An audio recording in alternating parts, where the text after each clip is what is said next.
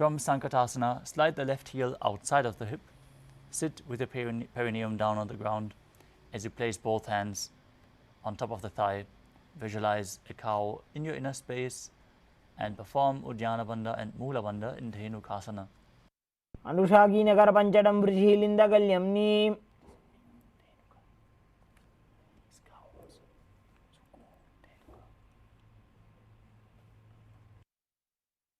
Next up is Machandrasana. Now place the right foot on top of the left thigh as you place the left foot on the right knee. Bring your left hand behind your back as you twist your spine and hold on to opposite thighs with your hands. Gaze to your third eye. Visualize Swamiji in your inner space as you perform the Mula Bandha in Machandrasana. Vamajanga Dachinatane, Vamahastabishti Ane. Now maintain your feet in the same position, unlock, untwist your body, and hold onto the feet as you lean forward and down, bringing your forehead to the ground in Machandrasana 2. Prathamaji Mano Charna Jajoyi, Vamajanga Parira Khesoi.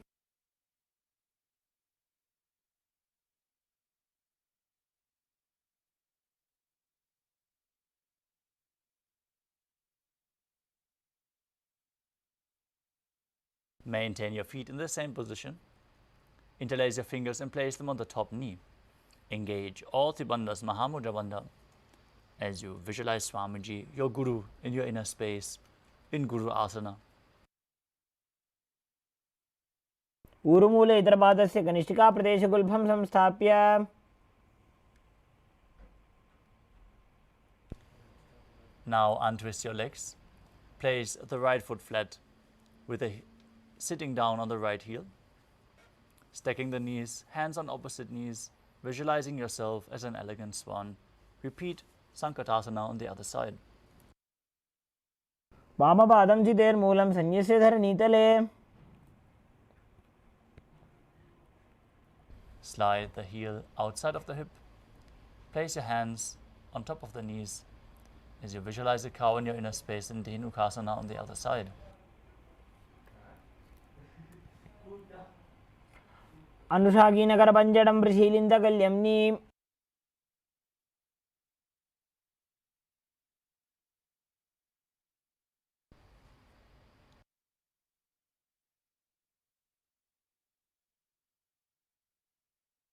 Now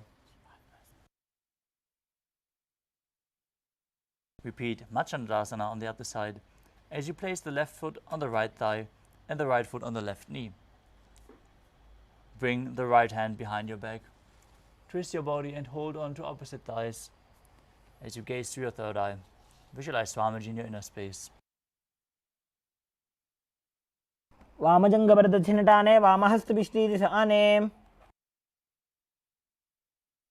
Now untwist your body, hold onto the feet and lean forward and down, repeating Machandrasana 2. Prathamaji Mano Charna Jajoyi, Vamajanga Parira Khesoi.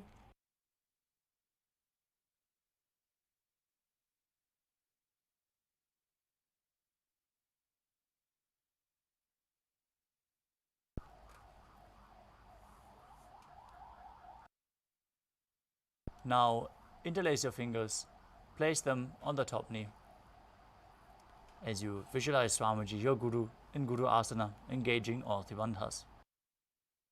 Urumule Idrabadasya Ganishtika Pradesha Gulbham Samstapya.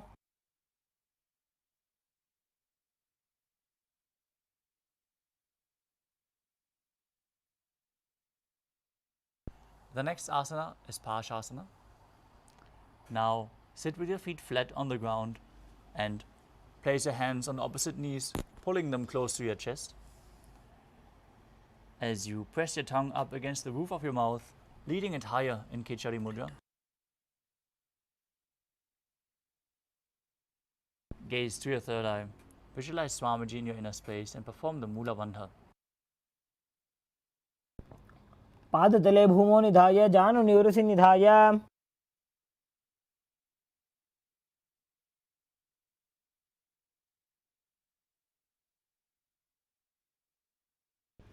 Next up is Bodhashokasana. As you keep your feet flat on the mat, wrap your arms around the legs and hold on to opposite wrists.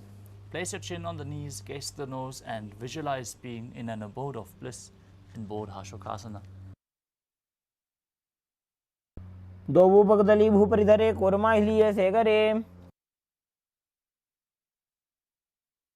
From the same position, bring your arms underneath the knees and hold on to opposite elbows. Gaze to the nose and visualize Swamiji in your inner space in Kurakatasana. दोवु हाथ पग बाहर लियावे, गोड़ा नीचे ले टहरावे. Maintain the same position. Cross your ankles with the toes pointing up. As you gaze to the nose and visualize the great sage and Maharishi Sumati in Sumati Asana. मूलद्वार धरती परिठाने, डावा पग परिदेश प्रदाने. Next up is Dandasana. As you extend your feet out straight, raise your arms up, interlace your fingers with the wrists pointing outwards. As you gaze to the nose, visualize Swamiji in your inner space, keep your tongue in Kichari Mudra and engage all Tribandhas. इदानीं गर्भिणीनां योगाभ्यासो यथा लघु.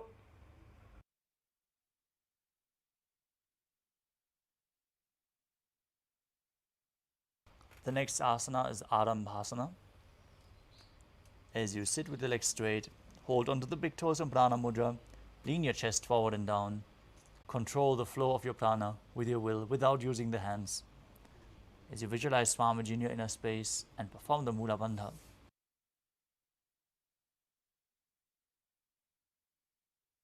दोवु हाथ दोवु पग मिलिवा पसारी, पगा का अंगूठा पकड़ी लीला टकोड़ा लगावे.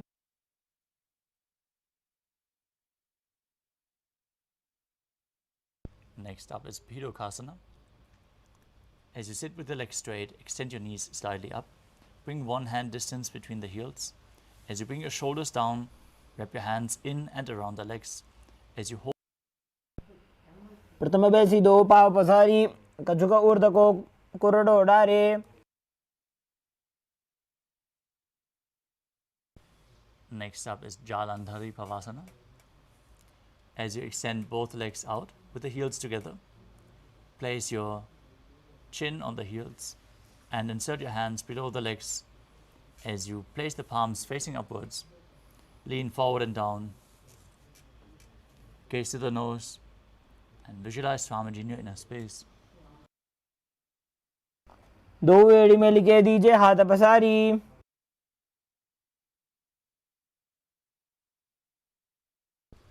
The next asana is Urdhva Paschimottanasana.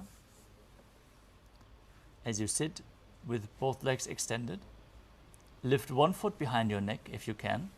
Otherwise, you can bring it over your shoulder or pull it close to your chest. Then lean forward and down, holding onto the front foot with both hands, as in Paschimottanasana. Visualize Swamiji in your inner space. Perform Pratyahara Kumbhaka as you visualize the prana flowing up along your body, along 9 various points, as revealed by Mahadeva, which are the soles of the feet, the regenerative organs, the navel, the heart, the throat, the uvula, the center of the eyebrows, the forehead, and the crown of your head. Perform the Mula Bandha. Push the Kundalini Shakti up as you internally chant the Mahavakya, Om Nithyananda Paramashivoham. पश्चिमतानवत् संस्थितिं कृत्वा एकं पादं ग्रीवायां धृत्वा तिष्ठेत्. With your foot behind your neck, lean back, straighten your spine, and hold onto the foot. Again, if you can't keep your foot behind your neck, you can pull it up, open your hips as much as possible. Gaze to the nose. Visualize yourself as unending, Ananta, in Anantasana. उत्तानशयनी एकैकं पायी ग्रीवायां विन्यस्य. From Anantasana, rest onto the elbow of the hand holding onto the foot.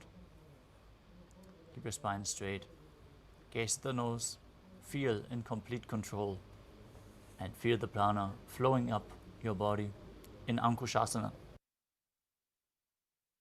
उत्तानशयितः एकैकं पादं ग्रीवायां कुर्वन् The next asana is Durshasana.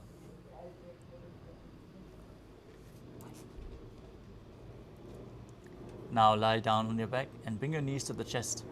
Encircle your thighs with the calves, the thighs and calves with your arms. As you roll from left to right, visualizing Swamiji in your inner space, feel the prana flowing up your spine as you perform the Mudra Bandha.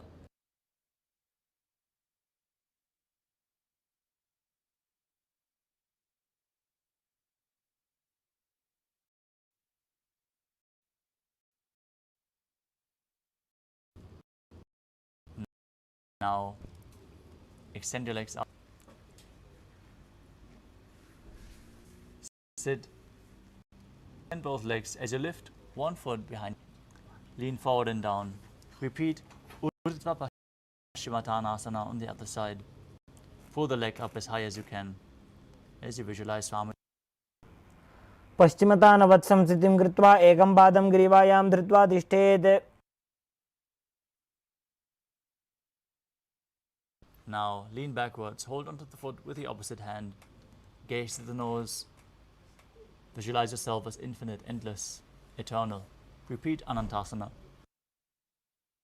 एकैकं पायी ग्रीवायां विन्यस्य. Now roll onto the side of the hand holding onto the foot. Rest in Ankushasana, feeling in complete control. उत्तानशयितः एकैकं पादं ग्रीवायां कुर्वन्.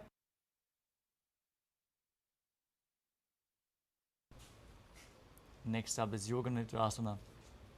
As you lie on your back, lift your legs one by one up behind your head. As you hold your hands behind your back, gaze to the nose and visualize Swamiji in your inner space. पादाभ्यां वेष्टयेत् कण्ठं हस्ताभ्यां पृष्ठबन्धनम्. The next asana is Atma Ramasana. While laying on your back, raise your legs towards your head. Wrap your hands around the legs and interlace your fingers behind your neck. Gaze to the nose and visualize Lord Vishnu blessing you from within. Atmaram आसन प्रथमसूधो सोवे.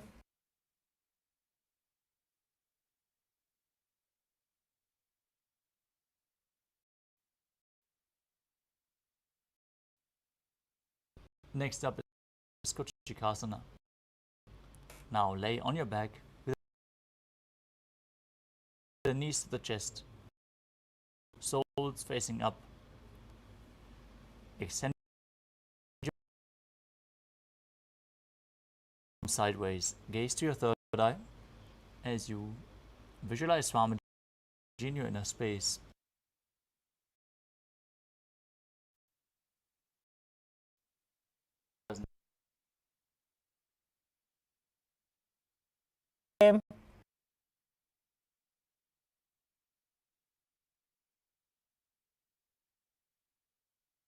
The next asana is Jatara Parivritti. This asana consists of 3 steps. We're going to perform all 3 steps and then repeat the asana on the other side.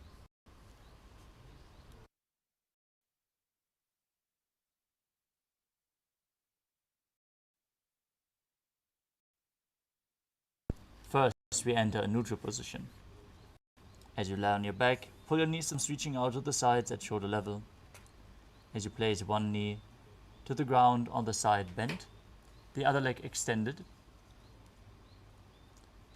Now bring both knees bent to the side. And then extend both legs to the side, holding onto the feet, gazing away from the feet.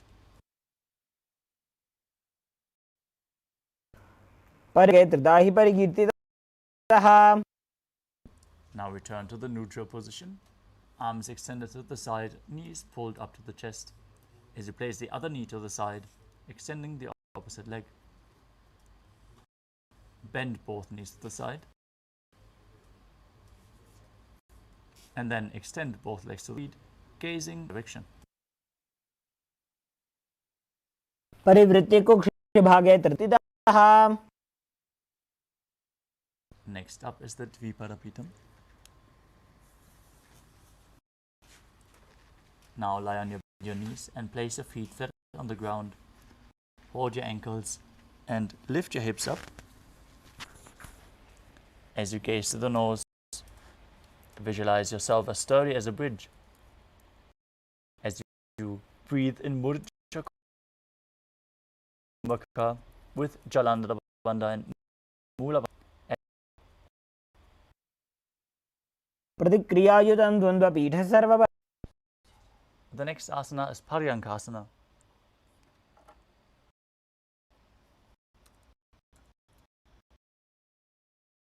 Lie on your back, place your feet flat on the mat and bring your arms over your head, placing flat on the mat as well with the fingers pointing towards your feet.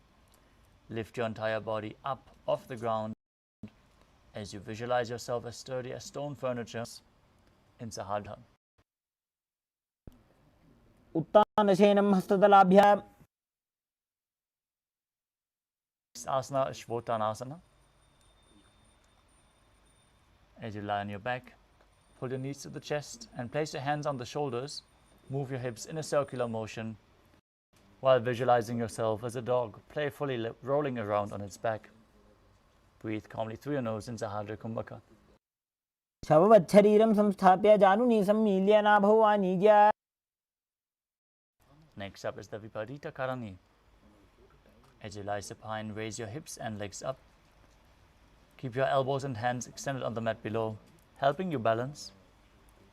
As you move your legs in a circular motion, round and round again and again, while visualizing Swamiji in your inner space and breathing in Mudra Kumbhaka with Jalandhara Bandha and Mula Bandha engaged.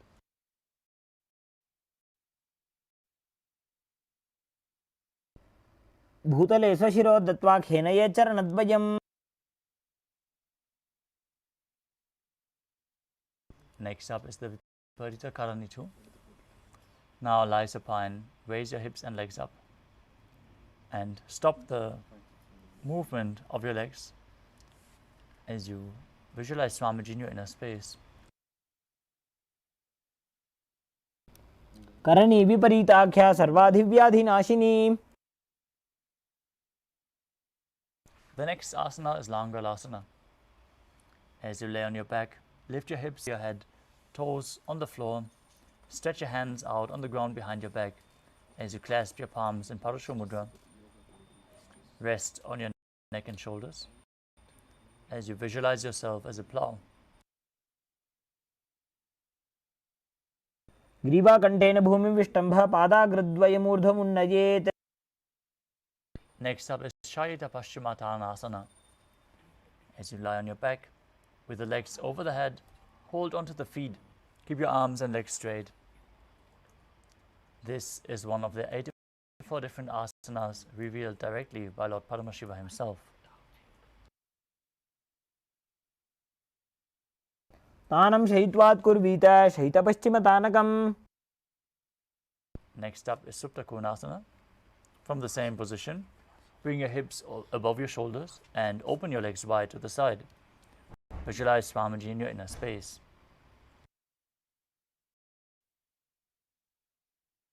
परिवृत्ति कुक्षिभागे त्रिधाहि परिकीर्तितः. Join your feet back together, ankles, and roll onto your back as you visualize yourself as a chakra, a wheel, in Chakrasana. पूर्वतानं चतुष्पादपीठं वज्रासनं तथा. The next asana is Supta Prasarita Paramgushtasana. Now lie on your back with your legs vertical, hold onto the big toes in Prana Mudra, and then open your legs wide to the side. Visualize Swamiji in your inner space. Breathe in Ujjayi Pranayama, making an ocean-like sound with your mouth. उत्तानपादं क्रौञ्चं च मरीचिं वीरभद्रकम्. The next asana is Supta Parangushtasana. Feet together above your body and hold onto big toes as you visualize Swamiji in your inner space. उत्तानपादं क्रौञ्चं च मरीचिं वीरभद्रकम्. The next asana is Matsyasana. From Supta Padangushtasana, move your legs into Padmasana. Hold onto the opposite elbows over your head as you gaze to the nose and visualize Matsya, the fish avatar of Lord Vishnu.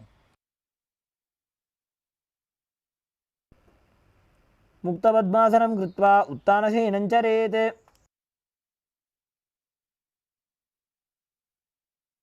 The next asana is Parasharamasana. As you lay on your back in Padmasana, place the back side of the right hand onto the left palm. Gaze to your nose as you visualize Lord Rama in your inner space.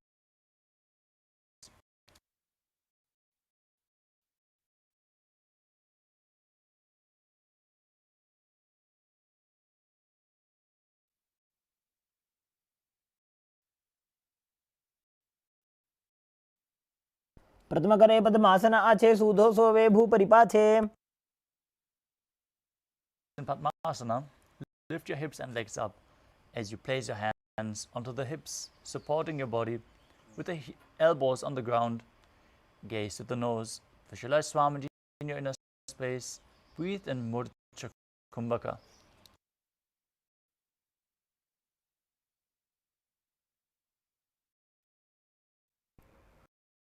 अथवा क्षेत्रसंक्षेपात् सर्वांगासनमुत्तमम्. Asana. Keep one foot on the opposite thigh as you lay on your back and hook the finger. Gaze to your third eye. Visualize yourself as a scorpion in Vrishchikasana. प्रथमशयन सूधो शीर्षकेशिकी संधि सुदाखे. Exchange the position of your feet and repeat Vrishchikasana on the other side. प्रथमशयन संधि सुदाखे.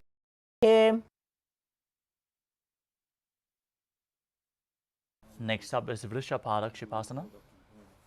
As you lay on your back, interlace your fingers around your neck in Parashamudra. Lift both feet off the ground and alternate, bringing one knee in towards your chest back and forth as you visualize Swamiji in your inner space through your nose in Sahajra Kumbhaka. उत्तानशयनं कृत्वा अङ्गुलिभिः कन्दरां बद्ध्वा.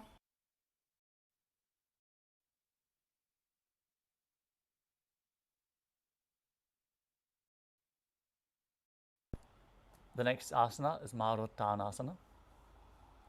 As you lie on your back, lift your legs one by one, touching your knees to the ears. Visualize Swamiji in your inner space.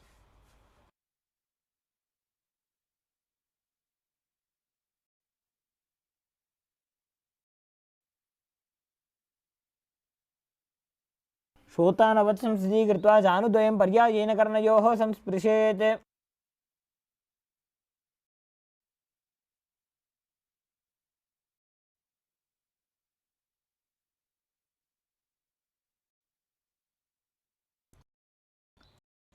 The next asana is Vrikasana. As you lay on your back, place the soul on the ground, then sit back down, self as a wolf. अथ उत्तानशयनं कृत्वा पादतलाभ्यां भूमिं धृत्वा. The next asana is Lutasana. As you lay down on your back, quickly throw your legs above your head and completely roll over. Repeat this again and again, and finally finish in a prone position, visualizing Swamiji in your inner space. उत्तानशयनं पादौ शिर उल्मो स्थापयित्वा. As you lay on your stomach, place your hands around by the shoulders. Contract your lips and make the sound of a flute whistling while inhaling in Sarathasana Pranayama. As you visualize yourself as a chariot, carrying warriors into a battle for Dharma on your chariot back in Sarathasana. निब्जशयनं कृत्वा नाभिं भूमौ निधाय. Now push your body up into a plank position and jump your legs forward and back between the arms as you feel yourself transcend body and mind in Dehalyulanganasana. हसद्वयं बद्ध्वा तन्वानैव बहिरानीय.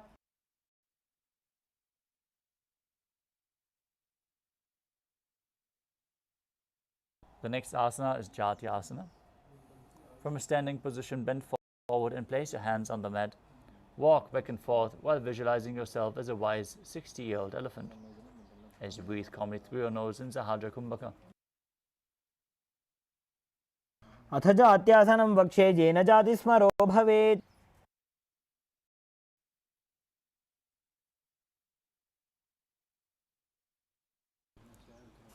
Next up is the Lolitika Karana. As you stand with the knees bent, the feet pointing outwards, bend your elbows, move the body as you open up your chest widely, moving your head in all directions.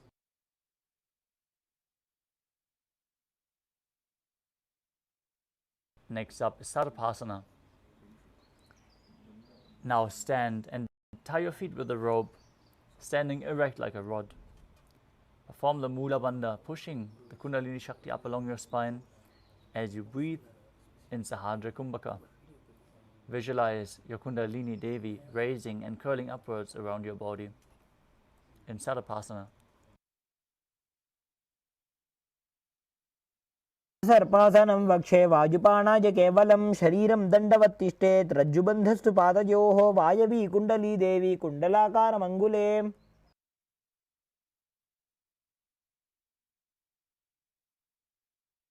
Now untie your feet as you move on to Ushtra Saranasana. While standing, place all fingers on the mat and then stand on your hands. Keep the side of, hold the big toes, hold the toes from the front with your hands. As you begin to move around on the mat, visualizing yourself as a camel. टिकटिष्टिका प्रदेशेन भूमौ निधाय उपरिपादतले संस्थाप्य.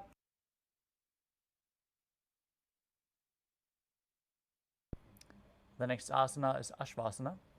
From the same position, hold your feet from the outside as you walk around on the mat, visualizing yourself as a horse. टिकनिष्ठिका प्रदेशेन भूमौ निधाय उपरिपादतले संस्थाप्य. The next asana is Kapota Nitakasana. As you stand with your feet together, interlace your fingers behind your back in Parusha Mudra and pull the hands down towards your calves as you open up your chest widely. Yourself as a soaring bird diving headfirst in rapid speed. As you perform the Mula Bandha and breathe calmly through your nose in Sahadra Kumbhaka. पादतले भूमौ निधाय पृष्ठभागेन हस्तौ जङ्घापर्यन्तं नीत्वा.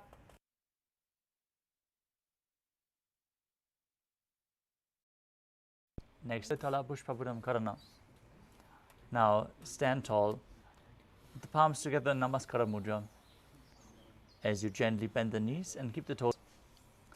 Now simultaneously bow to one side, open up the palms, raise the heel and the shoulder of that. As you visualize yourself holding a bouquet of flowers and offering it to Paramashiva.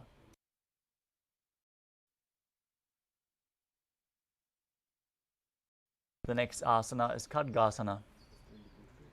As you lay down on your stomach, visualize yourself as a rhinoceros and jump your feet up towards your hands and stand, bringing your palms together in Namaskara Mudra, forming the horn of the rhinoceros as you gaze to your nose.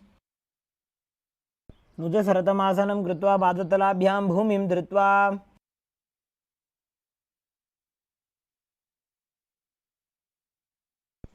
Next, Darshan. You can hold weights to intensify this asana. Now sit down all the way or as low as you can to the ground and then stand back up. Do this again and again as you gaze at the Dharmaji in your inner space. पुनः पुनः उत्थातव्यम् इति उत्थानोत्थानं भवति.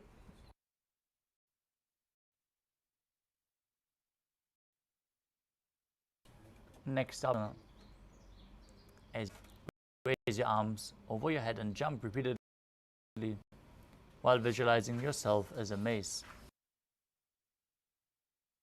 सरलं स्थितजेत्.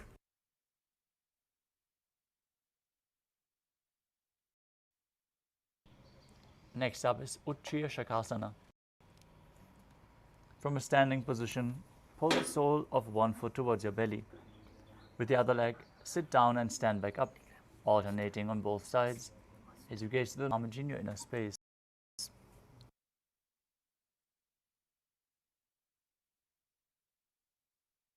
एकैकं पादतलं कुक्षौ निधाय तिष्ठेत्. उच्छीर्षकं भवति.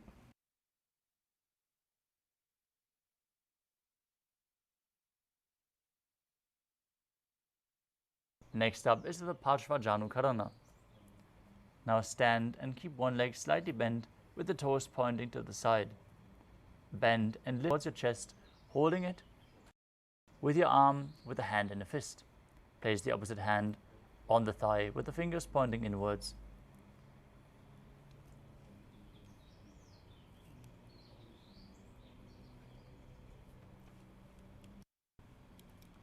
Next up is Tandavasana.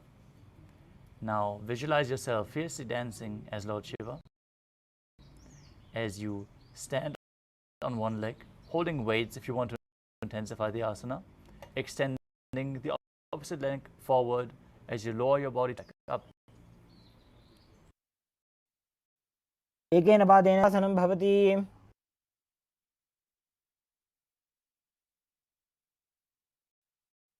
Next up is Brahmanasana. As you place the left foot on the opposite thigh and stand erect on the mat like a rod, keep your hands relaxed by the sides, vision blessed by Lord Brahma. ब्राह्मणासनमावक्ष्ये यत्कृत्वा ब्राह्मणो. Next up is Garudasana 3. Now stand tall and wrap the left leg over and around the right knee as you tuck the side of the right calf. As you cross the left arm below the right and bring your palms together, visualizing yourself in Garudasana 3. तानकूर्मपीठं च सिंहस्गारुणमेव च. Next up is Ekapadasana. Stand straight on the right leg. Keep the left foot on the opposite thigh as you keep your hands relaxed. Visualize Swamiji in your inner space. दक्षाङ्घ्रिं वामपादस्य जङ्घोपरि निधाय च.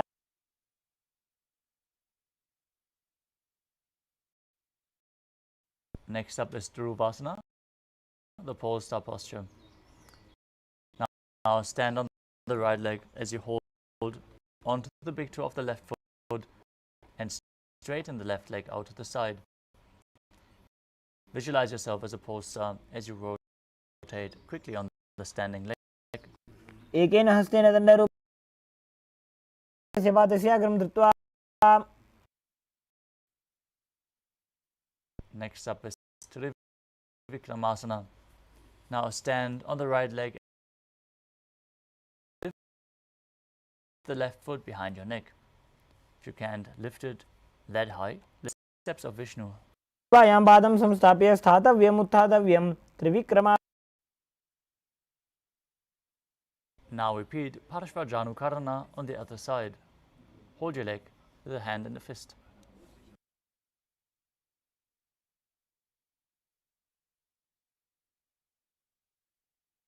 Now visualize yourself fiercely dancing as Shiva as you repeat Tandavasana on the other side. एकेन पादेन स्थातव्यं ताण्डवासनं भवति. Visualize yourself being blessed by Lord Brahma as you repeat Brahmanasana on the other side.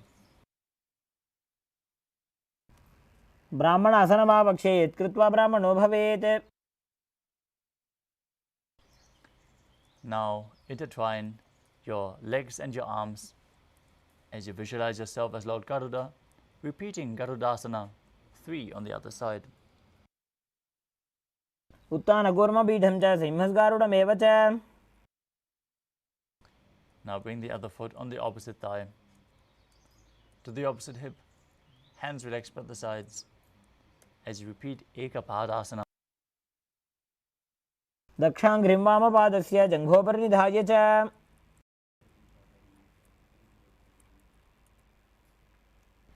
Now hold onto the right foot as you rotate quickly, standing on the left leg, visualizing yourself as a North Pole star in Duruvasana on the other side. एकेन हस्तेन दण्डरूपस्य एकस्य पादस्य अग्रं धृत्वा Now bring the other leg behind your neck or as high as you can and sit down and stand back up, visualizing Lord Vishnu blessing you from within into the Vikramasana on the other side. ग्रीवायां पादं संस्थाप्य स्थातव्यम् उत्थातव्यं त्रिविक्रमासनं भवति.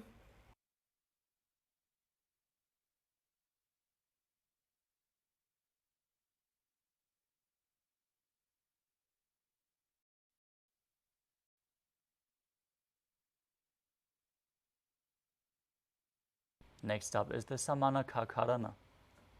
Stand relaxed on the mat with the toes pointing slightly outwards, arms slightly extended away from your body.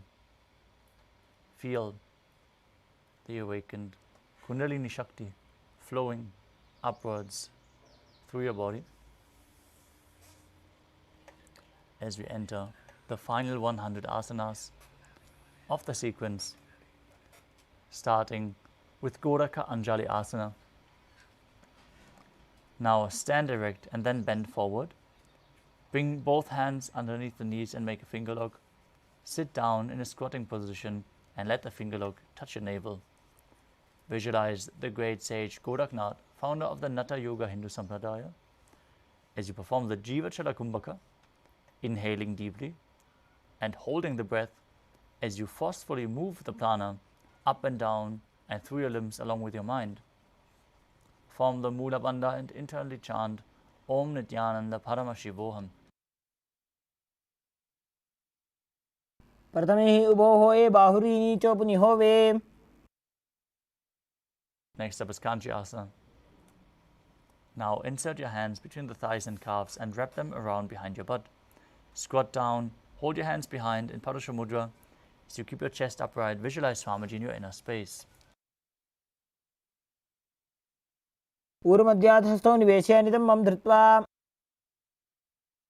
Next up is Bhairu Asana.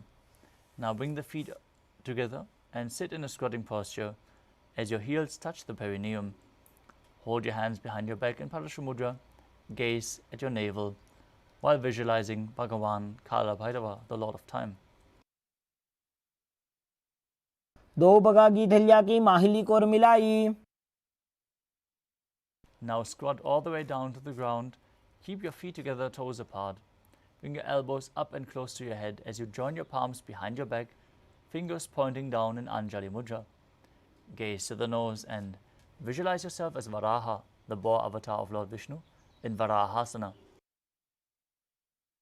पागधली की माहिली core मिलाई फना पानी उकड़ पैसे. Next up is Prukpitasana. With your heels touching, hold onto the big toes and bring your hips to the same level as your knees. Visualize Swamiji in your inner space. Perform the Jiva Chala Kumbhaka. पार्श्वद्वये सम्मील्य स्थित्वा नितम्बं जानुप्रदेश आनीज्य.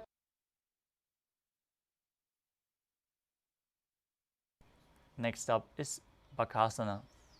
Now place your hands on the mat with the fingers wide and place your knees onto the back of your arms.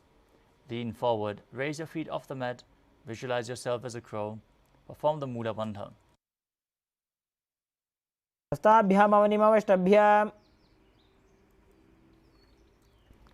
Next up is Sushtanga Kapali Asana. As you kneel down, place your head on the ground, the palms spread for support. Raise your body onto your head and bring your legs into Padmasana as you gaze to the nose and visualize Swamiji in your inner space. आसन को गुण कपाल आछो होई. Come to a kneeling position. As you keep the toes flat on the mat, sitting with your perineum in between the heels, heels outside of the hips, toes touching behind your body, gaze to the nose. Now, sitting in the secret seat with Paramashiva and Guru in Guptasana. जानोर्भोरन्तरे पादौ कृत्वा पादौ च गोपयेत्.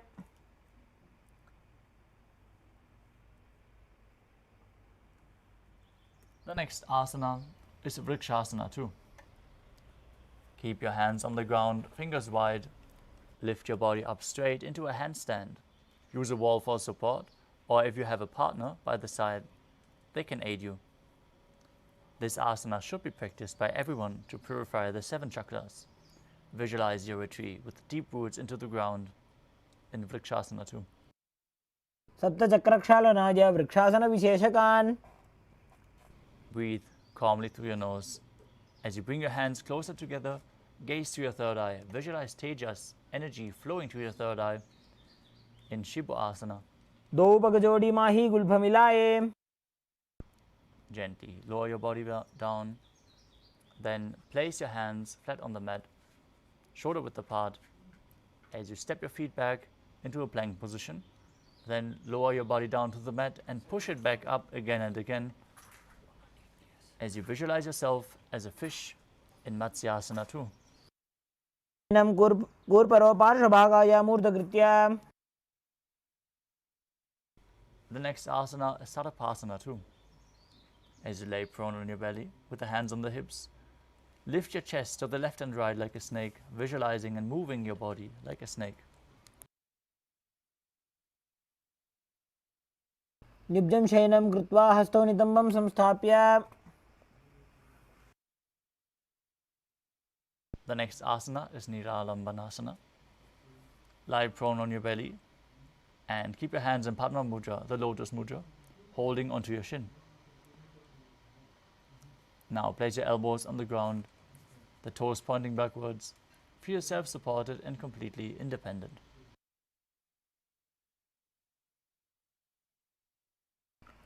कराभ्यां पङ्कजं कृत्वा तिष्ठेत् कुर्परया सुधीः. The next asana is Chaturasana. Lay on your stomach, place your hands flat on the mat in front. As you straighten your arms, bend your knees and bring your feet towards your upper back. Lift up your head and chest as you visualize yourself as an umbrella protecting your Guru from the sun rays. अर्ध्यासनवत् स्थित्वा हस्ततलाभ्यां भूमिं धृत्वा. The next asana is Vajrasana. As you sit on your knees, tops of the feet flat on the mat, perineum on the heels, place your forearms on the ground, hands flat extended forward. As you place your forehead on the ground as well, gaze to the nose and visualize yourself as Vajra, the weapon of Indra, symbolizing indestructibility.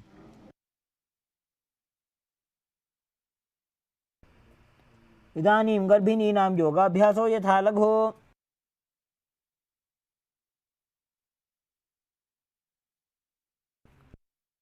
Now place your hands flat on the mat and raise your hips up high into Gajasana. Then alternate striking the ground with your hands as you experience yourself as powerful as a ram in Meshasana. गजासन संस्थितो एकैकं बाहुं भूमौ ताडयेत्.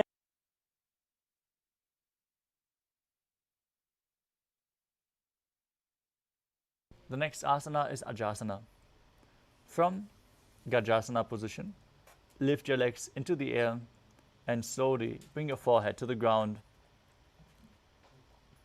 Visualize yourself as unborn, existing for all eternity. गजासन संस्थितो पादद्वयमन्तराळे कृत्य.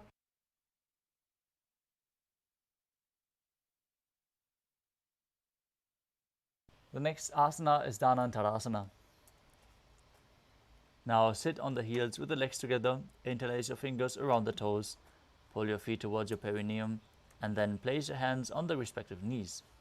Keep your spine straight, gaze to the nose, and visualize Swamiji in your inner space as you breathe in Ujjayi Pranayama.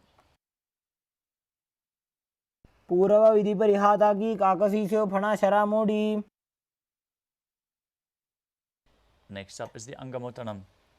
Now interlace your fingers in front of your body and then behind you, moving your hands in all directions, giving massage to various joints and muscles within your body. हस्तयो अंगुलिर्बद्ध्वा हस्तयोर्मध्यात् सर्वमङ्गं निष्कासयित्वा. The next asana is Garudasana 4. Now sit on your heels in Vajrasana. Then turn your feet out to the sides, toes pointing outwards. Keep your thighs and knees on the ground, spine straight, hands on the knees. Visualize yourself as Lord Garuda, flying Lord Vishnu and Lakshmi on his back. जंगोरुभ्यां दरां पीड्य स्थिरकायो द्विजानुना. Next up is Ananda Mandirasana. As you sit with your legs folded back, toes pointing backwards, knees opened wide, hands holding onto the ankles with the front of your buttocks on the ground. Gaze to your third eye and visualize yourself residing in the blissful space of a temple. अथ पक्षे वीरनाथ आनन्दमन्दिरासनम्. Next up is Mandukasana 2.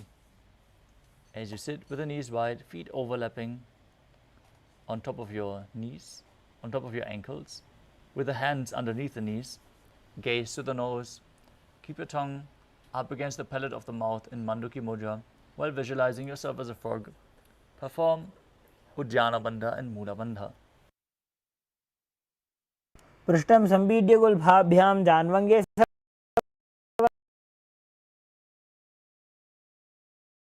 सर्वयाकृतिः.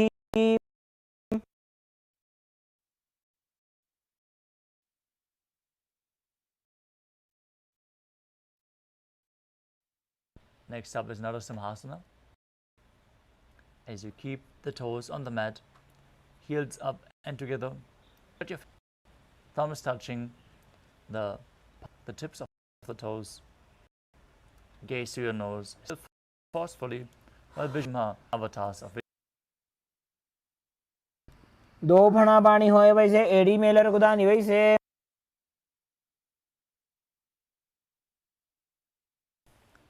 The next asana is Bishra. Sit on the toes, place your perineum on the heels, separate your knees and place them on the ground.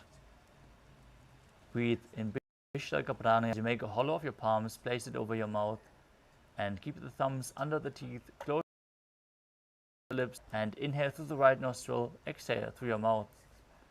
Gaze to the nose and visualize yourself as Devi, victorious over any and all fears you might have.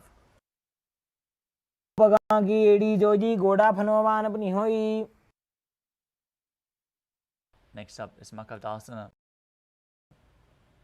Place the soles of the feet together with the top of the feet on the ground. Sit on your heels, bend your elbows and bring your fingers to the armpits as you imitate as if you were a playful monkey scratching itself. Gaze to your third eye. Perform Ujjayi Pranayama. दोवु पगदली संपुट आने दिनगी पिष्टि भूमि पर इठाने. The next asana is Vajrasangadasana. As you stand on the toes, soles of the feet together, sit down on the heels with the knees open wide and on the floor, off the floor.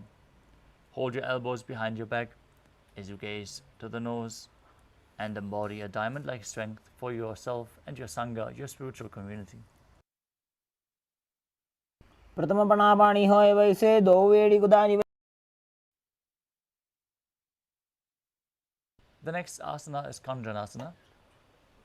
As you keep your toes down, ankles crossed behind, sit on the heels, place your palms to the mat sides as you gaze to the nose and visualize perfect health beyond any and all physical or mental ailments.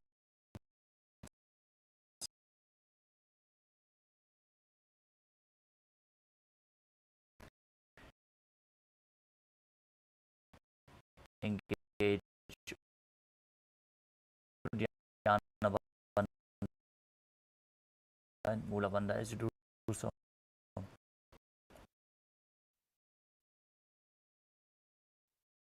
हञ्जनासनमावक्ष्ये यत्कृत्वा भवेत्.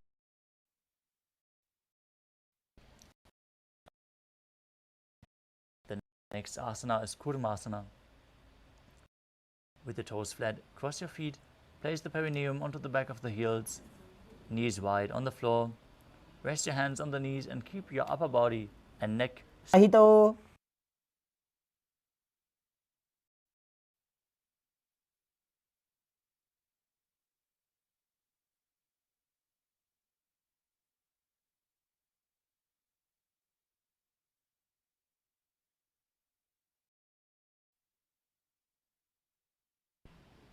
The next asana is Yogasana. Maintain the same position. Relax your upper back and neck. Gaze to the nose. Visualize Swamiji in your inner space. गुदं नियम्य गुल्फाभ्यां विक्रमेण समाहितः. Next up is Vijokasana. As you stand on the heels behind your feet, near the hold your calves with your fingers inside and the thumbs outside. As you gaze to your third eye and visualize a space of eternal oneness, Advaita, with your Guru. गोड़ा वामो उभो होई गोड़ा आड़ा राखे दोई. Next up is Ustrasana 2. Bend backwards and hold the ankles with your hands. As you keep your arms straight, push your hips forward and tilt your head back, visualizing yourself as a camel. मेरुदण्डग्रन्थिदाढ्य संविवादयिषुः पुमान्. Next up is Jatyasana 2. With your heels together, hands on the soles of the feet, slowly lean back. First bring your elbows, then the back of your head onto the mat. Gaze to your nose and experience yourself as a lotus blooming. दौवेडी संपुटकरे Sole मूलद्वारिधरिधरे. The next asana is Vidatasana. As you sit on the knees with the thighs and calves together, lean back and touch your back to the ground. Up again and again. You can use the support of your hands if needed. Nose and visualize the healing and liberation of all causal subtle forms of your body. जङ्घापृष्ठभूमौ निधाय जग्गोत्रयोः ऊरुनी संस्थाप्य. The next asana is Kapotasana. Now from Vidatasana, raise the hips higher. Bring your forearms on the mat and hold onto the back of the heels. Bring your head in between the feet. As you visualize yourself as a beautiful dove, perform the Mula Bandha as you do so. मेरुदण्डग्रन्थिदाढ्य संविवादयिषुः पुमान्.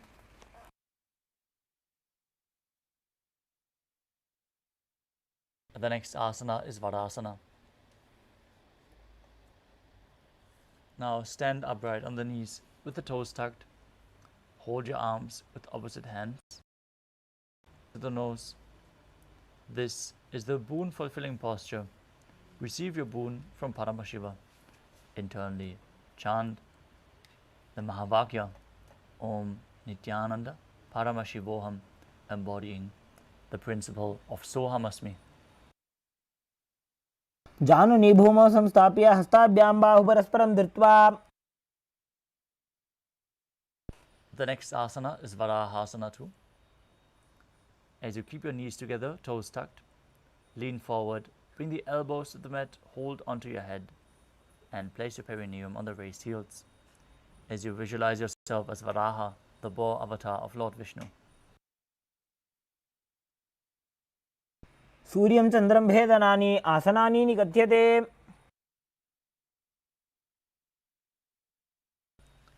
The next asana is Mundasana.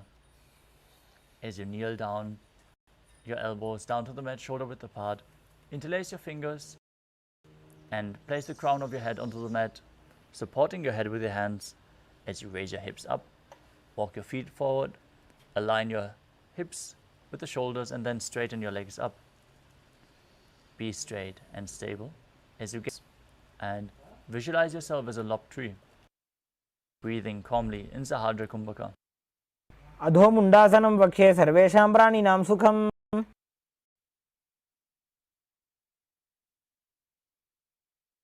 Now place your head in between the knees as you sit in a kneeling position, hands holding the head, elbows outside of the knees. Inhale through your nose and exhale through your mouth as you gaze to the nose and visualize Swamiji in your inner space. प्रथम भगदली समटहली उभे मिलावे.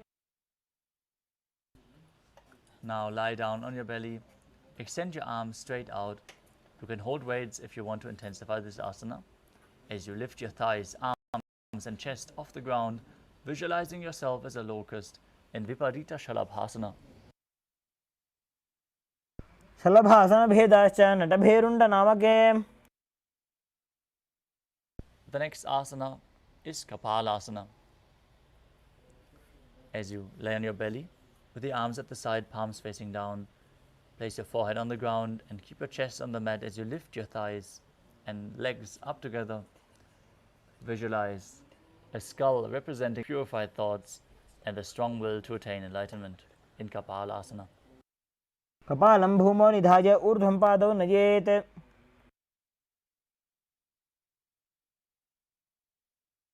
The next asana is Akasha Kapotasana. Lie on your stomach with the hands by the sides and then lift your legs over your head. Slowly place your feet on the mat in front of your head. As you visualize yourself as a free and open dove, form the Mula Bandha. उत्तरासने स्थित्वा चरणौ भूमेरुत्थाप्य मस्तकोपरि नीत्वा.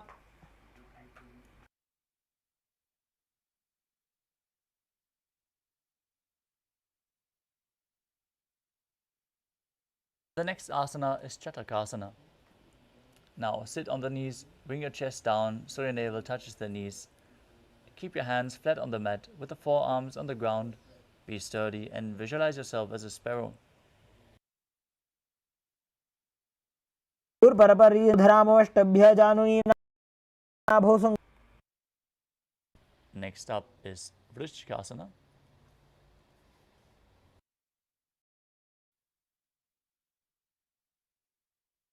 Now kneel down, hand elbows on the mat, raise your legs to bend your back, touching the feet onto your head. Lift your chin and hold, visualizing yourself as a scorpion. विच्छेवपुच्छ प्रतिमाङ्घ्रिपार्श्वनि धृत्वा स्वशीयकौ.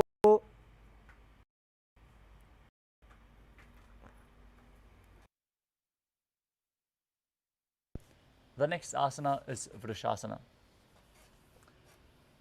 Perineum down on the right heel as you keep the left foot pointing outwards. Place your hands on the mat in front, visualizing yourself as a bull. Start breathing in Antarangaka Kumbhaka as you forcefully inhale. Hold the breath and exhale slowly.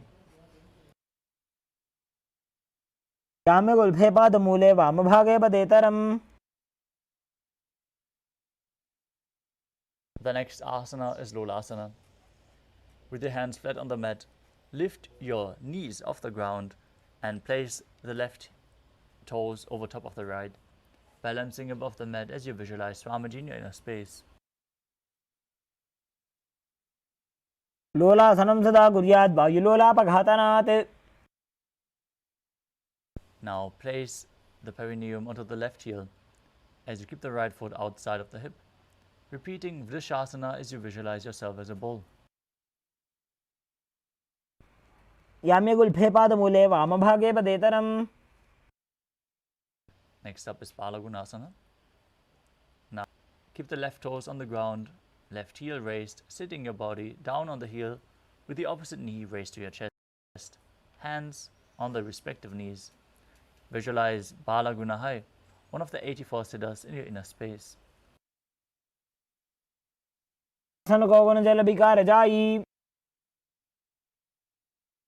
Next up is Grahasana. Now squat with the feet flat on the mat. Bring your elbows underneath the thighs and wrap your hands around the shins, holding onto the ankles from the outside as you visualize yourself as the entire planet, gazing without focusing on the external objects in Vaishnavi Mudra. पादतले भूमौ संस्थाप्य जानुमध्ये कोर्परौ स्थाप्य. Now repeat Balagunasana on the other side. आसन को गुण जल विकार जाई. Next up is Utkatasana.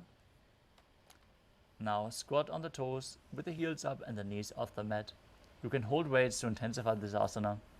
As you place your perineum on the heels, hands on the respective knees, keep your spine straight, visualize Swamiji in your inner space. Don't forget to breathe Kumbhaka.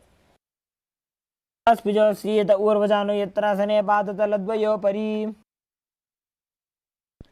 Next up is Vajrasangarasana 2. Sit on the toes with the perineum on the raised heels, soles of the feet together, open your knees wide, lift the knees off the mat. As you hold the opposite elbows behind your back, visualizing Swamiji in your inner space. प्रथम बना पानी होए जैसे दो वेड़ी गुदानी वैसे. Next up is Anilasana. Now squat or sit with the feet hip width apart. Place the palms on the ground and step your heels onto the hands. Keep your arms straight, gaze to the nose, and visualize you're able to consume and live off of air alone. दो हाथ भूमि पर ठाने कहनी जाड़ी नाभि लगाने. The next asana is Padukasana. Now place the back of your hands on the mat with the fingers facing towards your body. Step your feet on your hands, wrap your hands around the feet like a shoe. As you start walking around on the mat, visualizing yourself wearing padukas and walking across India. हस्ततलयोः पादतले कृत्वा तिष्ठेत गच्छेत् पादुकासनं भवति. Now place your palms on the mat and raise both feet upwards into the air as you let them fall back down again and again, visualizing yourself as a rooster in Kukutoranasana. हस्ततले भूमौ कृत्वा पादतले च ऊर्ध्वमुड्डानं कृत्वा.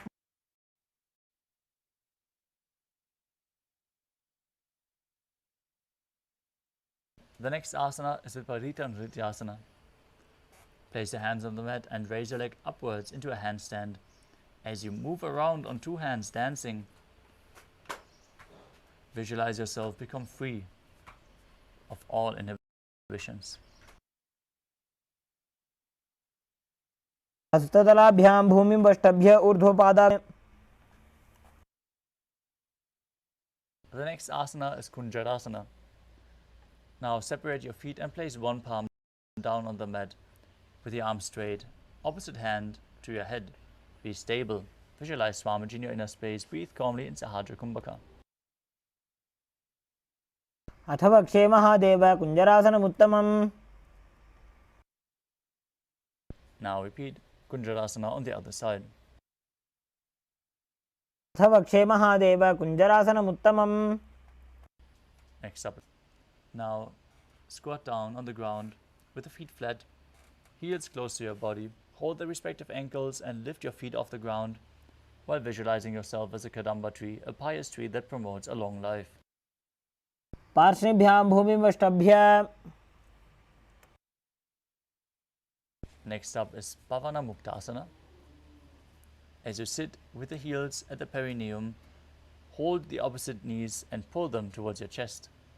Visualize any excess vata being released from or balanced within your system as you perform the Mula Bandha. द्वयोस्तु पादयोः पाणिं लात्वा स्वस्वनितं भगे. The next asana is Chakorasana. Now sit and lift one leg behind your head. Bring it behind your shoulder if you can't bring it behind your head, or pull it up towards your chest.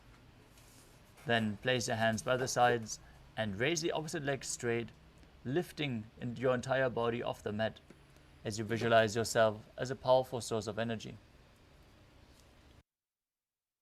वदानं चतुष्पादपीठं वज्रासनं तथा. The next asana is Dhanurasana 2. Now, as you sit on the ground, hold toes in Prana Mudra, keep one leg straight, pull the other one towards your ear as if you're pulling a bowstring back while visualizing yourself as a bow. पादाङ्गुष्ठौ तु पाणिभ्यां गृहीत्वा श्रवणावधि. Next up is Ashtavakrasana. Now lift the left leg over top of the left shoulder and bring the right foot across. Hook it over the left foot as you lean forward and down while extending the legs to the side, balancing on your arms as you visualize yourself as a flying crane. वासिष्ठमथ कौण्डिन्यमूर्धकुक्कुटमेव च. Next up is Pranasana. As you place the right foot on the left thigh, the left foot flat on the ground, have the left shoulder underneath the raised left leg, hand on the ground as you push the other knee down to the mat. Gaze to your third eye and visualize you're immortal, able to exist solely. एतत् प्रभेदं वक्ष्यामि करोति यस्य चामरः. Next up is Paramashivoham. Now place the right heel up the hip and then stack the other foot over top of the knee. Twist your elbow around the knee and bring the hand underneath as you hold your hands behind your back. Gaze to your third eye. Visualize Sage Nithyananda, the master of Hatha Yoga, in Paramashivoham. वामोर्मूलार्पितदक्षपादो जान्वो बहिर्वेष्टितदक्षदोष्णा. Now repeat the other side, bringing the other foot up behind your neck or over the shoulder, wherever you can bring it. As you extend the opposite leg straight and lift your entire body off the mat, gazing to the third eye and visualizing yourself as a powerful source of energy. पूर्वदानं चतुष्पादपीठं वज्रासनं तथा.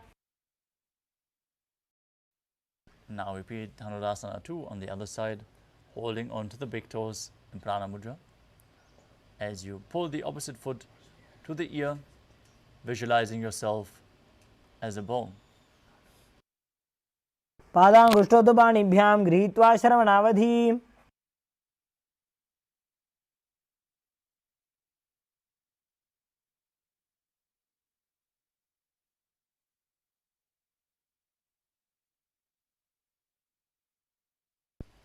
Now repeat Ashtavakrasana on the other side, placing the other leg over top of the shoulder, hooking the opposite foot, extending the legs to the side while balancing on your arms, as a flying crane. वासिष्ठमथ कौण्डिन्यमूर्धकुक्कुटमेव च. Next up is Pranasana. On the other side, as you place the other foot over top of the opposite thigh, pushing the knee down, bring the shoulder underneath the raised knee. Visualize yourself as immortal, able to exist solely from prana. एतत् प्रभेदं वक्ष्यामि करोति यस्य चामरः. Now repeat Paramashivoham on the other side, with the other heel to the outside of the hip, opposite foot stacked over top of the knee, hand underneath the raised knee, twisting your body, holding your hands behind your back if you can. Gaze to your third eye. Visualize Sage Nithyananda. वामोर्मूलार्पितदक्षपादो जान्वो बहिर्वेष्टितदक्षदोष्णा. Next up is Ardha Paschimottanasana. Now keep one leg straight and press the perineum with the other heel. Lean your chest forward and down and hold onto the front foot with both hands as you bring your head towards the knee. Visualize Swamiji in your inner space. Perform the Jiva Chala Kumbhaka, inhaling deeply, moving the prana within your body as you perform the Mula Bandha. एकं पादं प्रसार्य एकं पादस्य पार्श्वनासीवने सम्पीड्य. Next up is Kranjasana, where you bring the left ankle outside of the hip and hold onto the sole of the right foot, lifting it up in front of your face, keeping the knees straight, visualizing yourself as a crane. वासिष्ठमथ कौण्डिन्यमूर्धकुक्कुटमेव च. Now repeat Ardha Paschimottanasana on the other side, pushing the opposite heel against the perineum, leaning forward and down, holding onto the front foot. एकं पादं प्रसार्य एकं पादस्य पार्श्वनासीवने सम्पीड्य. Now repeat Kranjasana on the other side, with the other foot outside of the hip, opposite leg extended straight up, visualizing yourself as a crane. उत्तानपादं क्रौञ्चं च मरीचिं वीरभद्रकम्. The next asana is Swastikasana. As you sit with the soles between the thighs and calves, with your spine straight, palms resting on the knees. Gaze to the nose, embody peace, well-being, good fortune and prosperity as you visualize a swastika in your inner space. जानोर्वोरन्तरे सम्यक् कृत्वा पादतले उभे. The next asana is Gorakshasana. From the same position, cover your heels with the respective hands. As you contract the perineal region, tuck your chin to the chest, gaze to the nose, and visualize the great sage Goraknath, founder of the Natha Yoga Hindu Sampradaya, in Gorakshasana. जानुर्वरन्तरे पादौ उत्तानो व्यक्तसंस्थितौ. Next up is Bhagasana 2. Now, bring the left heel to the perineum and the right foot on top of the left thigh. Gaze to your third eye. Contract the perineal region. Visualize Swamiji, the enlightened one. As you enter Shanmukhi Mudra, exhale, close your eyes with the index fingers, nose with the middle fingers, mouth with ring and little fingers, and your ears with the thumbs. वामपार्श्वमुदं संस्थाप्य दक्षाङ्घ्रिवामजगने. Next up is Yogasana 2. Now place your feet on top of the opposite knees, and then place your hands on the ground beside you with the palms facing up.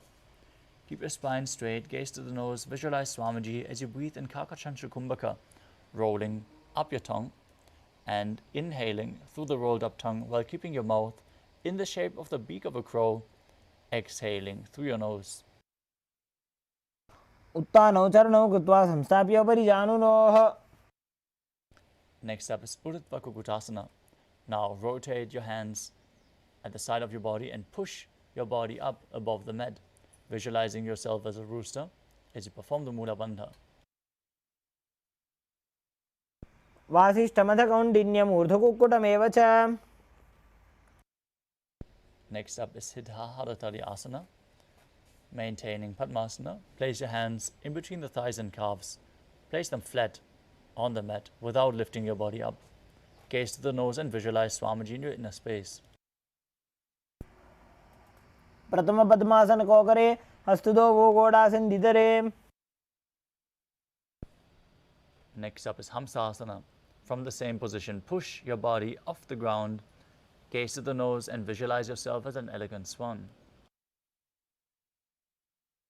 Kukkutasana स्थित्वा स्कन्दपर्यन्तं ऊरूनि नीत्वा. Next up is Karmukasana. From Padmasana, with your hands in between the thighs and calves, push your hands behind your body as you lean forward and down, interlacing your fingers behind your back in Parusha Mudra as you visualize yourself as Pinaka, Lord Shiva's bowl. Breathe in Kakachantra Kumbhaka and perform the Mula Bandha. प्रथम पद्मासन को करे घोड़ासन दिमाहि करि धरे. Next up is Kurmasana 2. From Padmasana, insert both hands through the thighs and calves. Bend your elbows and hold onto the respective shoulders with your hands. Visualize yourself as a turtle, having a stable body and mind to live for hundreds of years. By जंग पर दक्षिण बावा दाई जंग पर by ल्यावा.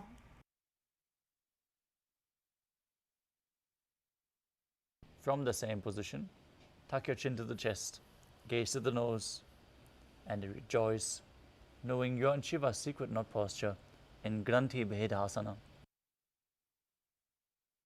अथ वक्षे नीलकण्ठ ग्रन्थिभेदासनं शुभम्.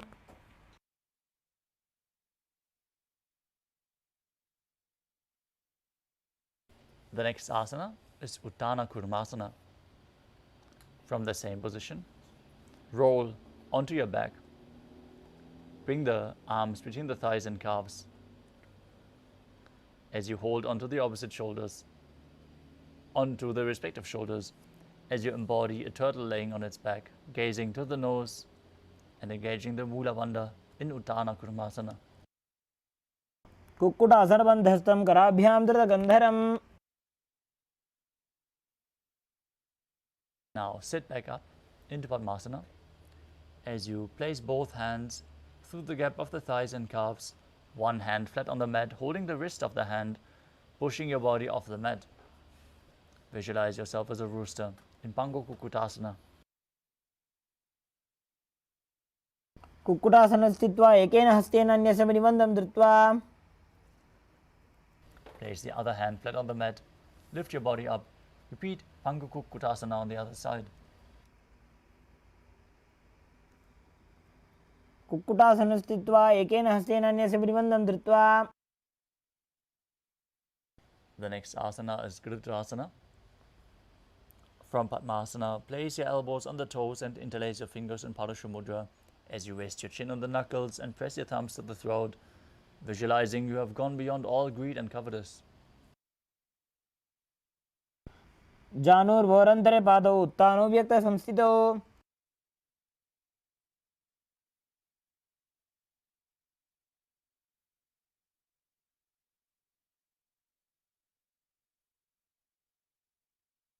The next asana is Padmasana 3.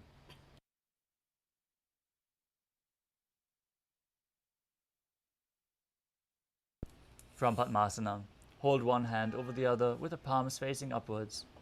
Keep your spine straight, gaze to the nose, engage all three bandhas as you visualize Swamiji in your inner space. उत्तानौ चरणौ विधाय विधिवत् शक्तिस्थितो योगिरात्. Inhale through your tongue. As you place your palms on top of the knees, keep your spine straight, gaze to the nose, and visualize Paramashiva in your inner space in Padmasana form. एतत् पद्मासनं कुर्यात् प्राणवायुप्रसिद्धये. Next up is Karmukasana 2. Maintain Padmasana. Keep one hand on the respective knee.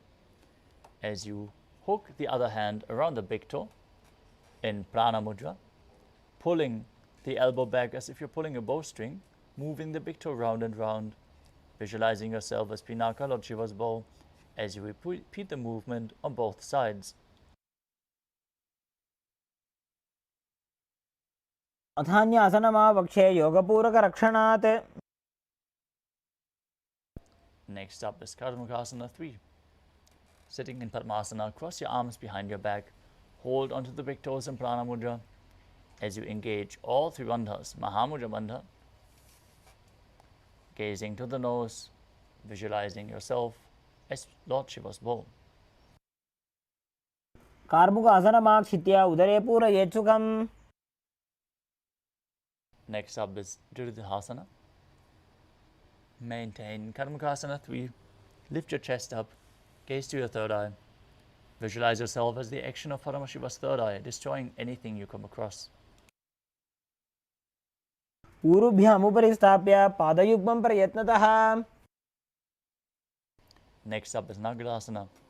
From Karmukasana 3, roll onto your back, onto the crossed arms.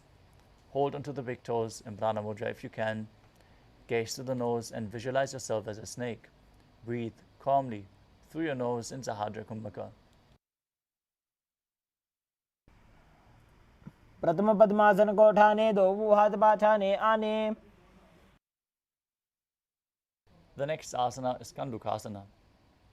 Now, pull your knees to the chest and circle them with the hands as you interlace your fingers in Parusha Mudra, squeezing your body into a ball. वेत्रासने स्थित्वा हस्तपादान् निष्कुष्य ऊर्ध्वं नयेत्. Next up is Urdhva Bhavanasana. As you lay on your back, place your feet flat on the ground, raise your knees up and interlock your hands underneath your head. Gaze to the nose and visualize Swamiji in your inner space. प्रथमे सूधो सैनग्रावे घोड़ा उभा राशि मिलावे.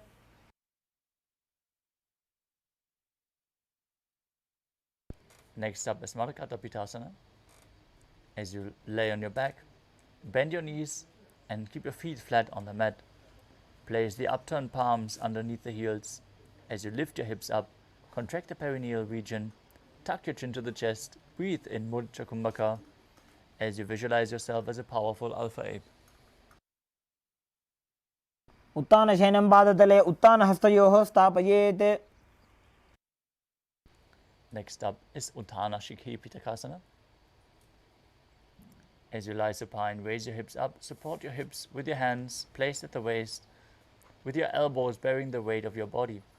Tuck your chin to the chest, contract the perineal region as you gaze to the nose and visualize Swamiji in your inner space. जङ्घोरुबलहीनश्चेत् उत्तानशिखिपीठकम् अप्रमत्तः प्रकुर्वीत भुक्तेः प्राग्विजितेन्द्रियः. The next asana is Nalakasana. As you lie supine, now raise your hips and legs up straight. Keep the elbows and hands extended on the mat below, supporting you. As you point your toes up towards the sky, visualize yourself blissfully traversing Narakaloka unscathed. ग्रीवाकण्ठेन भूमिं विष्टम्भ पादाग्रद्वयमूर्धमुत्त्रयेत् नरकासनं भवति. Next up is Tiryanavakasana. Now bring your hands to the lower back and straighten your legs as you then lower and angle them, keeping your core engaged as you visualize yourself as a boat crossing the ocean of samsara. नौकावत् स्थित्वात् ऊर्ध्वं पादाग्रद्वयं नयेत् तिर्यन्नौकासनं भवति. Now bring your legs back straight as you place your hands on the mat. Be straight like a flagpole as you visualize yourself as the Kailasa flag, respected across all nations in Dvajasana. तिर्यन्नौकावते ग्रीवापृष्ठकूर्परैः भूमिं वष्टभ्य. Now lower your body down to the mat, lay flat in Mritasana, the final asana of the sequence. Place your hands by the sides of your body, palms facing up. Contract the perineal region. Pull the Kundalini Shakti up along your spine from Muladhara to Sahasrara Chakra. Unclutch from any micro movements of the body and mind. Unclutch. Visualize your body is dead and Swamiji is liberating you. Internally chant Om Nithyananda Paramashivoham.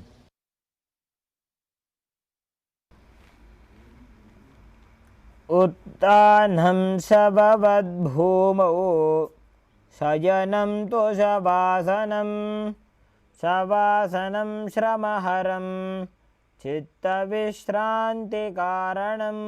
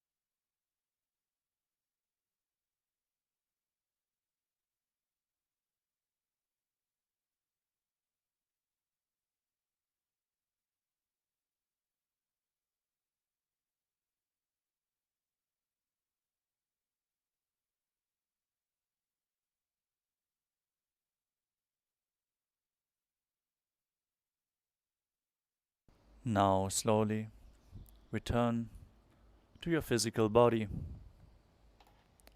Start wiggling your fingers and toes, your wrists and your ankles, elbows and the knees as you pull your knees up towards your chest. Rock your body from side to side and return to comfortable seated position.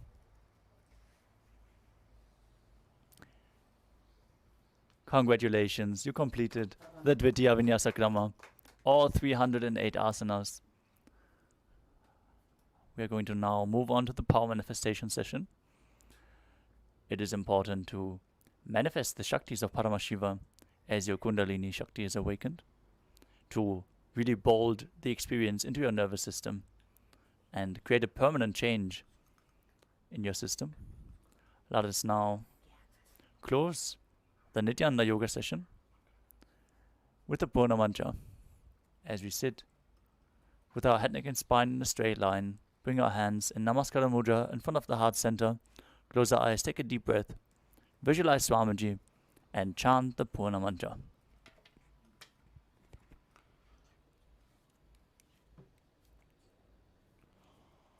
Om Purnamadah Purnamidam Purnat Purnamudachyate Purnasya Purnamadaya Purnamevavashishyate. Om Shanti Shanti Shanti. Harihi Om Tat Sat. Sarvam Bhagavat Shri Nithyananda Paramashiva Padukarpanamastu. Om Nithyanandam. Thank you all, Nithyanandam. Paramashivoham. Om Nithyananda Paramashivoham. Om Nithyananda Paramashivoham. Om Nithyananda Paramashivoham. Om Nithyananda Paramashivoham. Om Nithyananda Paramashivoham. Om Nithyananda Paramashivoham. Om Nithyananda Paramashivoham. Om Nithyananda Paramashivoham. Om Nithyananda Paramashivoham. Om Nithyananda Paramashivoham. Om Nithyananda Paramashivoham. Om Nithyananda Paramashivoham. Om Nithyananda Paramashivoham.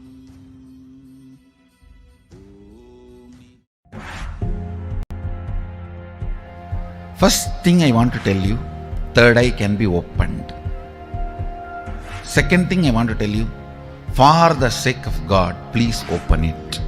Third thing I want to tell you, do not believe the fellows who say it cannot be opened or it should not be opened. Third eye has a capacity to make anything you want as reality. Taste the first breakthrough, conscious breakthrough guaranteed. It is all about opening your third eye, giving you first conscious breakthrough. Any human being can go through these initiations and have this superconscious breakthrough, manifest these possibilities and powers. It is possible for all of you. If these words reach your ears, I am talking to you and it is for you. I welcome, O humanity, come, it is time you experience superconscious breakthrough. 1,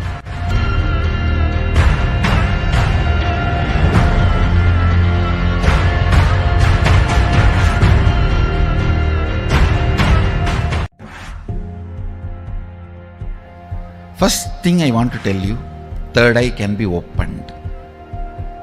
Second thing I want to tell you, for the sake of God, please open it. Third thing I want to tell you, do not believe the fellows who say it cannot be opened or it should not be opened. Third eye.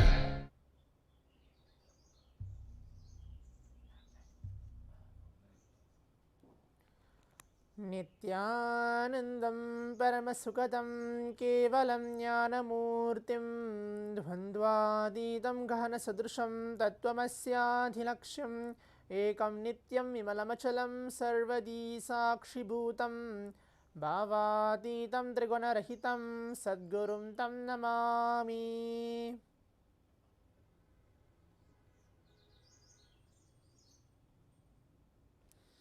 Nithyanandam, I welcome all the Paramashivam participants here who are being seated with us across different Zooms and watching us live in different social media platforms for this exciting 21 minutes of Power Manifestation session, directly blessed by the Supreme Pontiff of Hinduism and guided by Swamiji himself. Now, right after the Nithyananda Yoga, the performance of the Dvitiya Vinyasa Krama, the 308 asana sequence for all our body and mind. Now we are directly moving on to the exciting power manifestation session, the 21 minutes, making all of us manifest these powers, getting to the space of oneness with Paramashiva. Today, as the first session of the power manifestation throughout the Paramashivam sessions, we are going to be having the first power, which is the power of third eye, reading and seeing with our eyes completely blindfolded.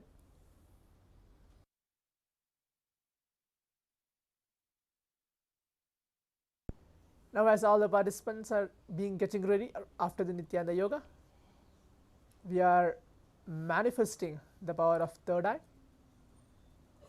closing your eyes and keep reading blindfolded.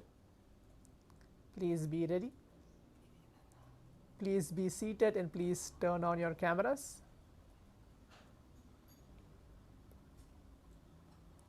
Requesting all the participants to please turn on your cameras so we can see all of you.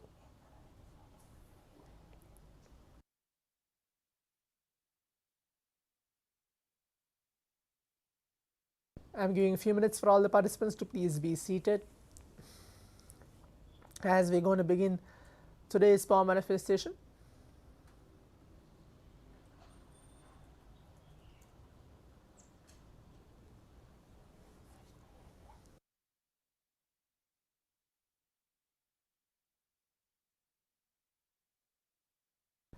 Requesting all the participants now to please bring your eye bands, pen and paper, and please be seated for today's power manifestation. If you don't have an eye band, just bring a piece of cloth, something to blindfold yourself in. Please be seated. Please turn on your cameras. Please be seated for today's power manifestation.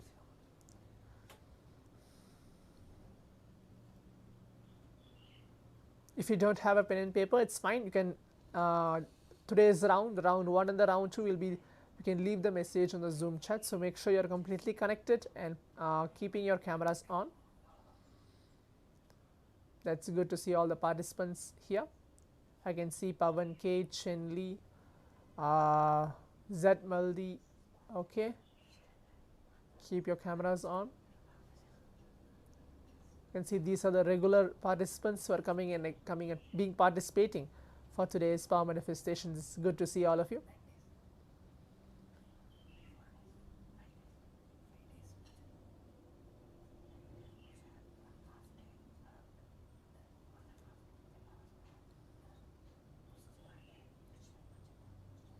Please be seated. Please keep your eye bands ready. Do not blindfold yourself now. Once I just tell you what's going to be today's power manifestation and what we're going to do specifically, as we're going to keep our eyes closed, and then you can blindfold yourself. Do not blindfold yourself now. Please be seated. Get ready to receive Paramashiva onto your inner space.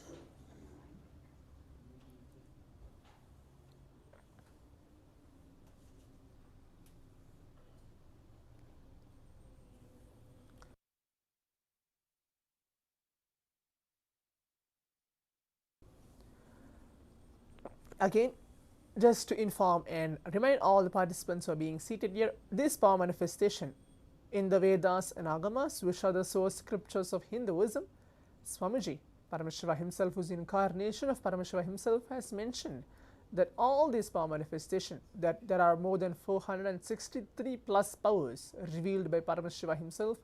Throughout this Paramashivam sessions, we'll be going through various different of those powers. One of such those powers is the power of third eye awakening, reading and seeing with our eyes completely blindfolded. Before the Supreme Pontiff of Hinduism is initiating all of us into these powers, he ensures, validated, confirms with the Vedas and Agamas, the source scriptures of Hinduism, that tells that this power manifestation is real and has a benefit to all of us once we start to practice these powers. These pramanas, which I am going to mention now, these pramanas are the evidences. There are 4 different pramanas confirms that these powers are real. The first pramana is a Shastra pramana, the scriptural reference, the verse, as you can see, which is there beside of me. There is a verse revealed from the Vijnana Bhairava Tantra. Bhagavan Paramashivam himself reveals that verse with the translation. The next goes by the Apta Pramana, means the rishis or munis who have time tested and actually took time by themselves, practiced and manifested this very same power, the power of third eye. That's called the Apta Pramana. The next moves by Atma Pramana, which are the personal experience of the Supreme Pontiff of Hinduism, Swamiji himself. He himself have manifested this very same power manifestation, initiated and guided by his own gurus. The next moved by is a Sakshi Pramana, where all of us now are being seated, all the Paramashivam participants here who are being seated for this exciting power manifestation as a Sakshi Pramana, that we are real and we are going to manifest these powers. So these are the 4 different pramanas. Only after these pramanas and being mentioned, the Supreme Pontiff of Hinduism is initiating all of us for this exciting power manifestation. So now I'll be reciting the Shastra Pramana, the verse directly revealed by Bhagavan Paramashivam himself about this power manifestation. Kapalantarmano nyasya tishtanmilitalochanaha kramena manaso dadyad lakshayed lakshamuttamam.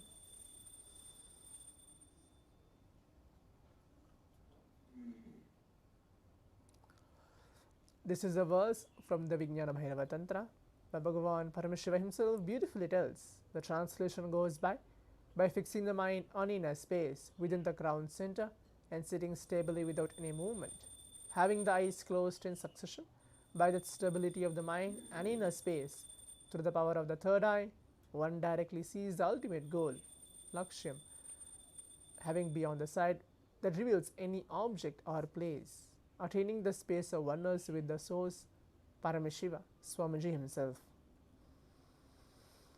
Now, as we are ready to enter to the power manifestation, again, as a gentle reminder, please requesting all the Paramashivoham participants who are being seated with us, please turn on your cameras.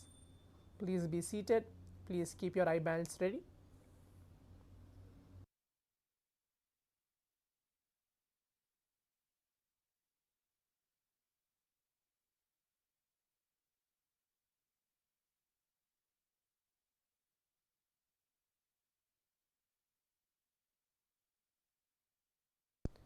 Today, we are going to be manifesting letters blindfolded. I'm repeating again, today we're going to be manifesting letters blindfolded. For the previous sessions which we had, we were manifesting shapes and colors. Today we're going to manifest letters, any one of the alphabets I'll be choosing and projecting it to all of you. Letters blindfolded for today's power manifestation. Hope all the participants are able to understand. If you're able to hear and understand, maybe you can leave a message in the Zoom chat and telling yes, I'm able to understand what is the first round of the power manifestation.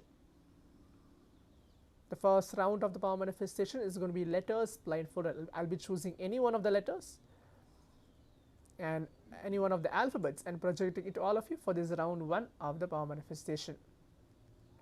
Please be ready. That is going to be today's power manifestation. Yes, I can see Pavan K putting a message yes. requesting all the participants. So if you are clear, you can leave a message telling yes. Chenli, Alex Dosich, Edward Heck,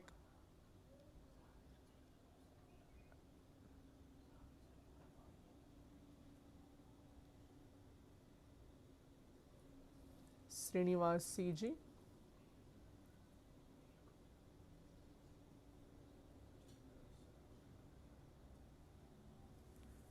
do not blindfold yourself now, wait.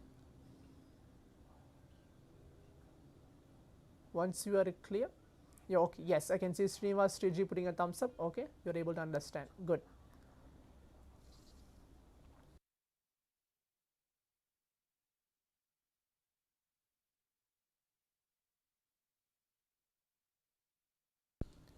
Now requesting all the participants, we can put on your eye bands now, you can close your eyes, visualize Paramashivam into your inner space, please close your eyes.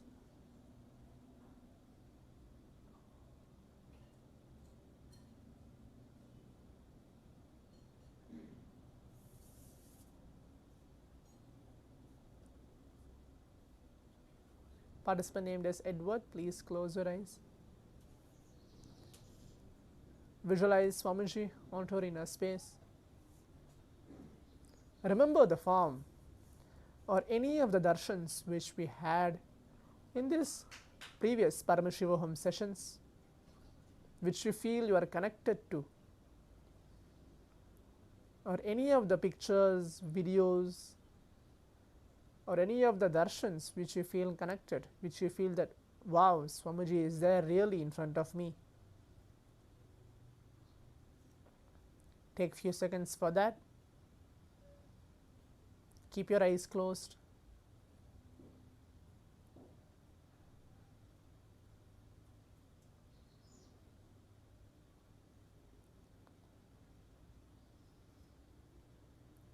Just be unclutched for a few moments.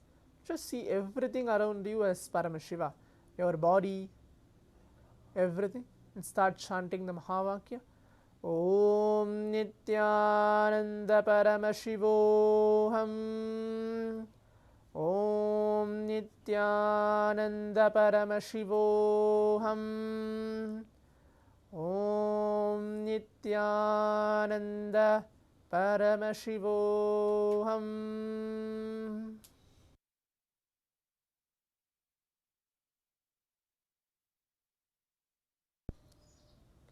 Keep chanting Mahavakya as we have 2 minutes for this round of power manifestation. Just request Swamiji to show what is the letter which is chosen for all of us in this round 1 of the power manifestation. Keep your eyes closed.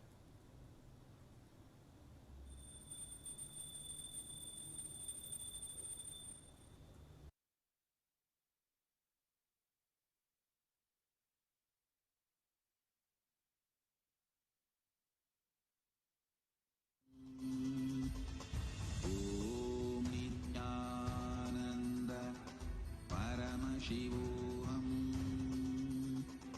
Om Nithyananda Paramashivoham. Om Nithyananda Paramashivoham. Om Nithyananda Paramashivoham.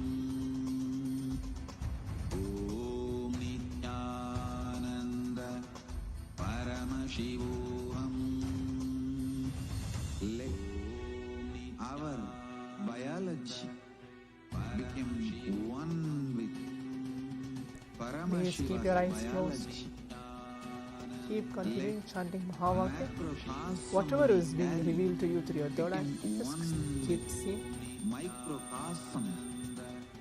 Let the microcosm we carry become one with macrocosm of Paramashiva. Let our organism become one with Paramashiva's organism. Let Paramashiva's organism become one with our organism. Let oneness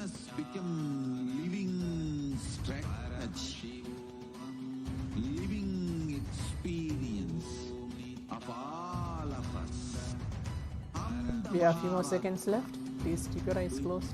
Om Nithyananda Paramashivoham.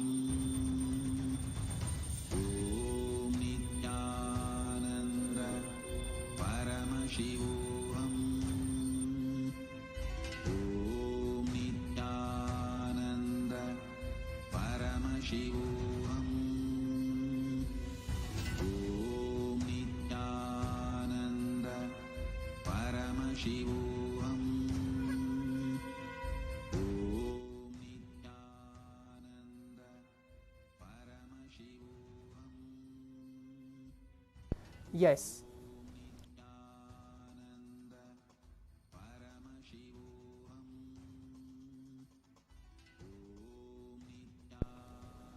Yes. Now requesting all the participants. You can take a few minutes of our time. You can take off your eye bands, open your eyes. Please open your eyes. The round 1 of the power manifestation is being done. Now please type out your answers on the Zoom chat telling what was revealed to you through your third eye. It can be anything. Even though you just see any letter or different letters or many different letters, please type out even that on the Zoom chat telling what was revealed to you through your third eye.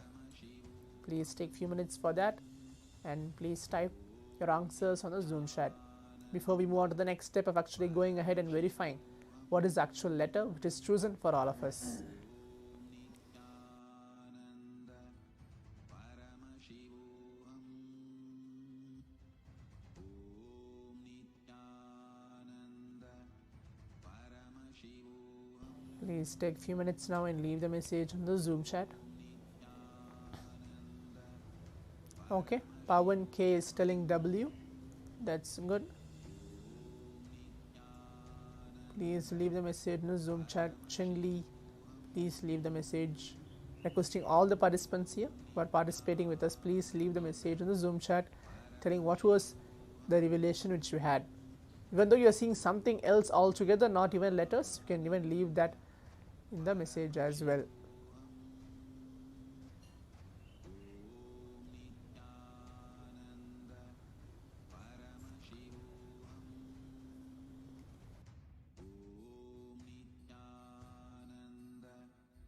Okay, Chen Li has put F, Srinivas C has put S. Okay, please leave the message.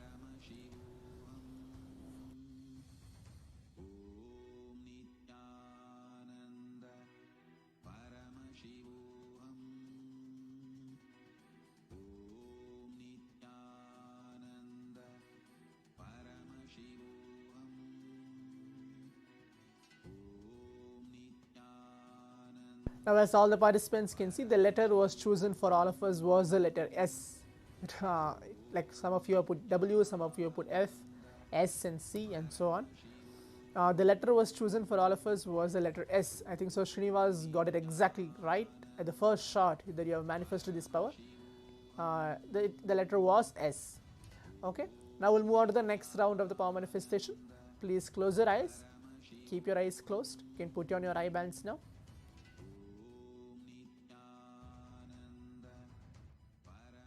Please close your eyes.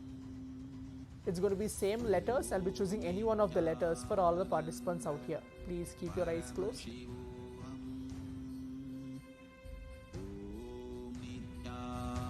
Start chanting the Mahavakya. Just see your own inner space as Paramashiva. Everything around you as Paramashiva.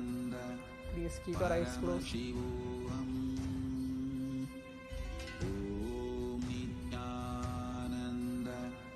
Paramashivoham.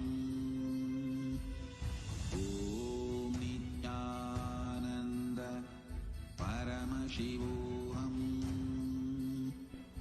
Om Nithyananda Paramashivoham.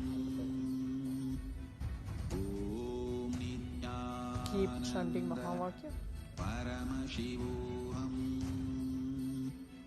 Om Nithyananda Paramashivoham. Om Nithyananda Paramashivoham. Om Nithyananda Paramashivoham. Om Nithyananda Paramashivoham.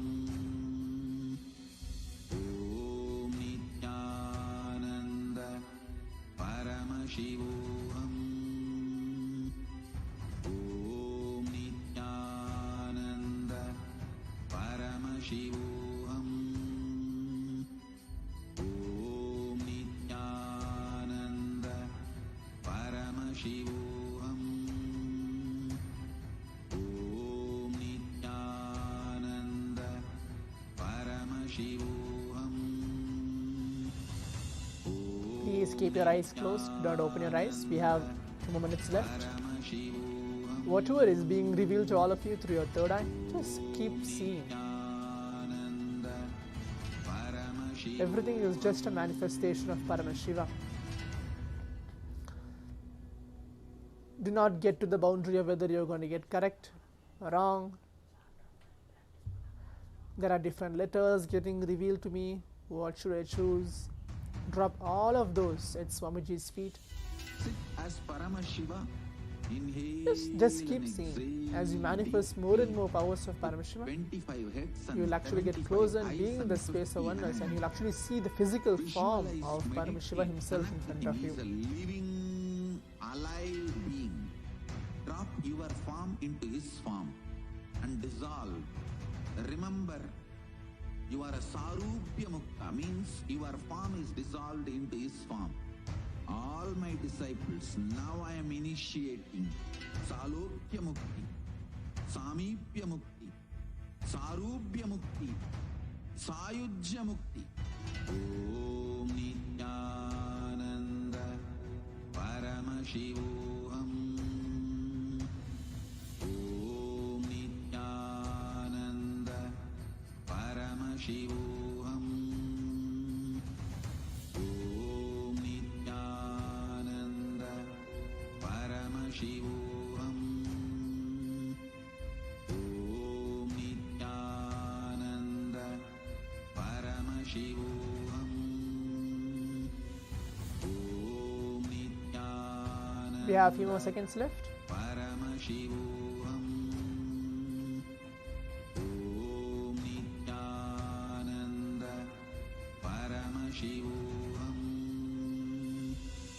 Om Nithyananda Paramashivoham.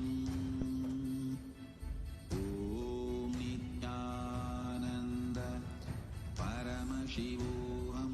Yes.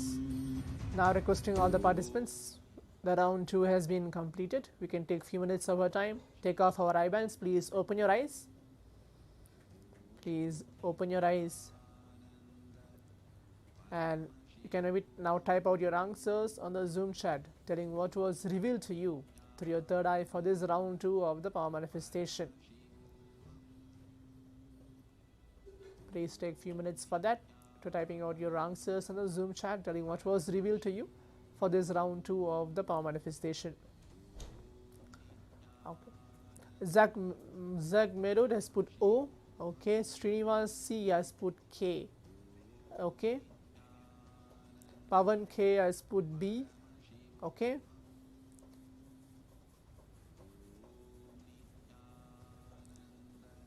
Please leave your message. Chenli, even you can leave your message. What was revealed to you?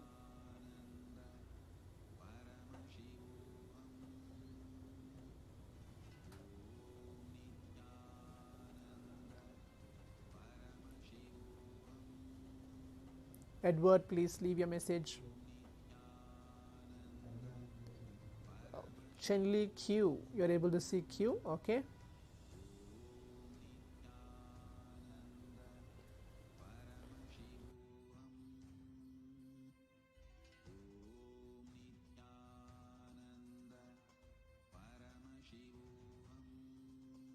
Now, as all the participants can see, the letter was chosen for all of us was the letter G was revealed. This was second round of the power manifestation.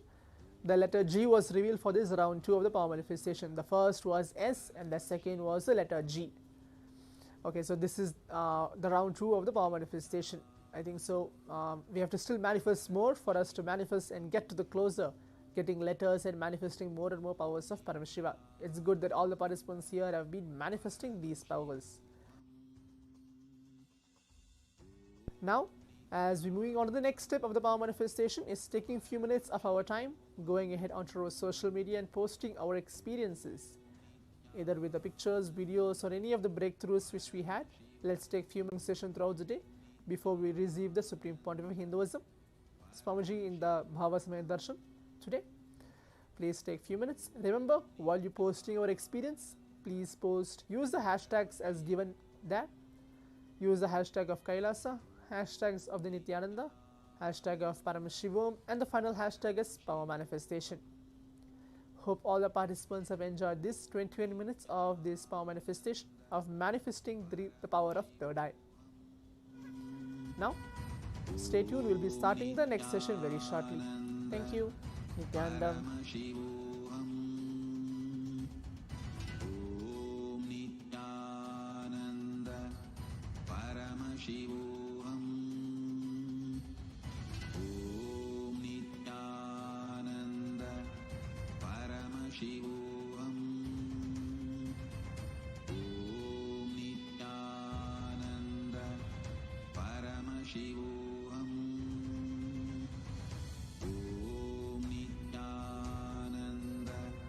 Paramashivoham. Om Nithyananda Paramashivoham. Om Nithyananda Paramashivoham. Om Nithyananda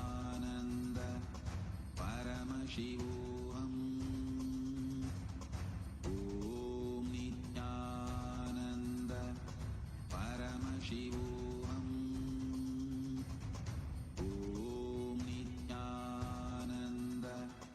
Om Nithyananda Paramashivoham. Om Nithyananda Paramashivoham. Om Nithyananda Paramashivoham. Om Nithyananda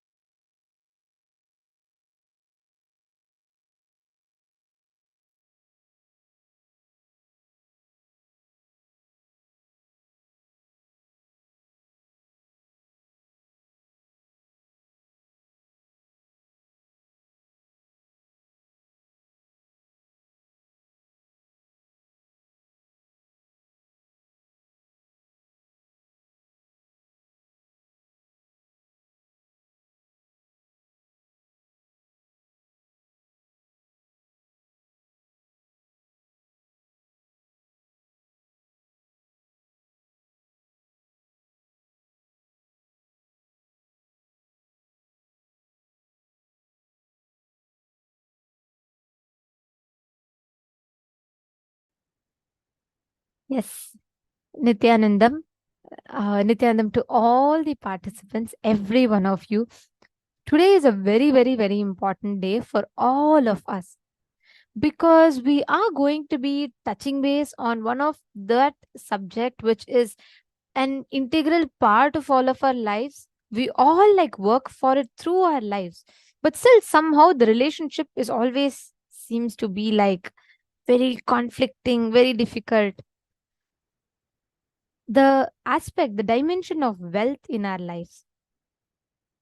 So all of you, every one of you that have joined with us, Nithyanandam, Ma Pramila Maski, Ma Devika Rani Airapatam, Nithyanandam. Nice to see all of you here. All of you sitting fresh, ready for the day.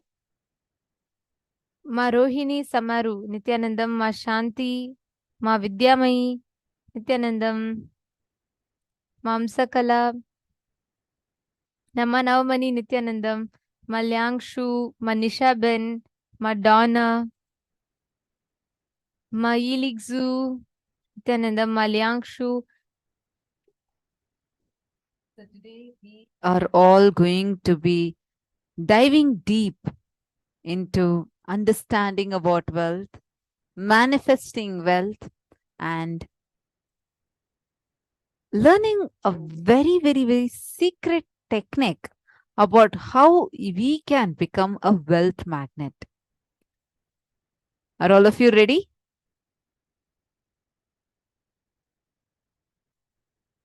How many of you are ready for today? Post yes, I'm ready in the chat.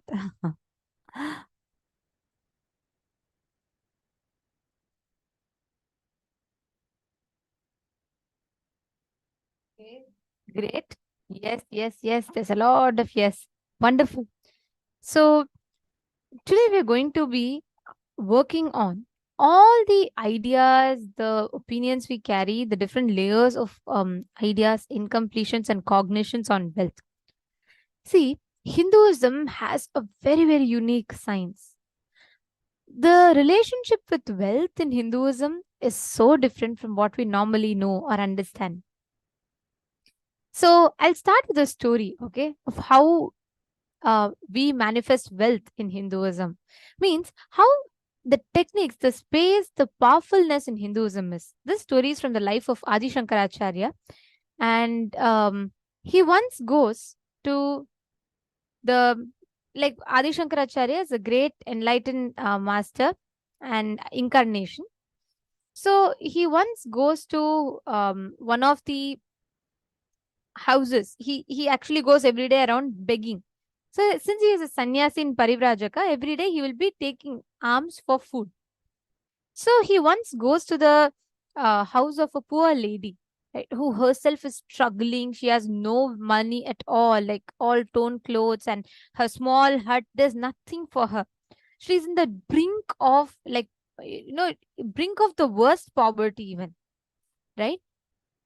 And Adi Shankaracharya leaves all the other rich houses. He goes straight to her house and he knocks on the door.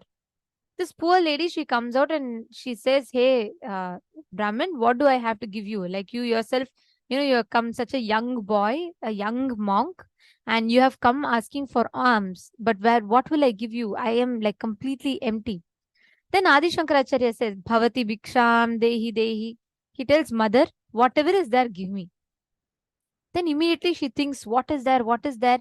Then she goes, looks all over her house. She finds one small dried gooseberry, amla. And then she looks at it and then she's like, okay, this is the only thing I have. Then she says, that's only food she had left to eat. And she says, oh Devi Lakshmi, whatever is there, I'm giving to this boy and let it fulfill. And she takes that gooseberry and she goes and gives it to Adi Shankaracharya. So beautifully, the whole incident happens. The moment she gives it to Adi Shankaracharya is so touched by her. The only food she has remaining, she gives to him.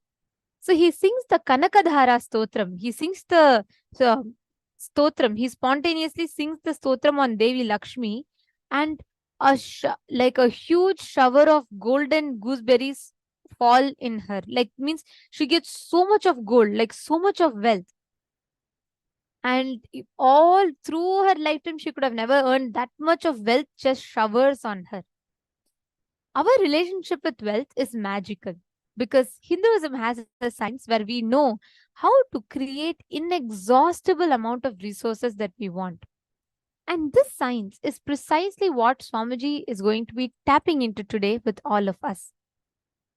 So we're all going to be learning what are all the types of relationship with wealth that you can have and how you can strengthen it, how wealth can become a best friend for you.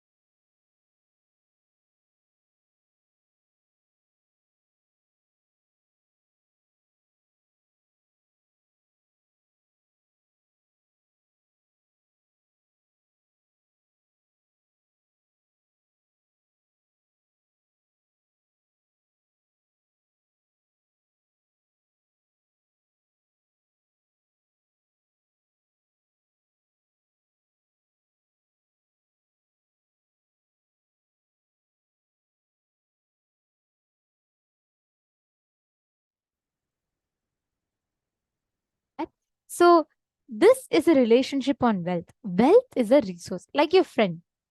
Anytime you want, you will be able to get it. So every one of you that are sitting here, today all of you are going to be learning this exact science. We are going to be learning how exactly you can manifest wealth and how through that you can achieve whatever you want in life. You don't need to be bound by wealth. Right now, wealth is overpowering you, is it not?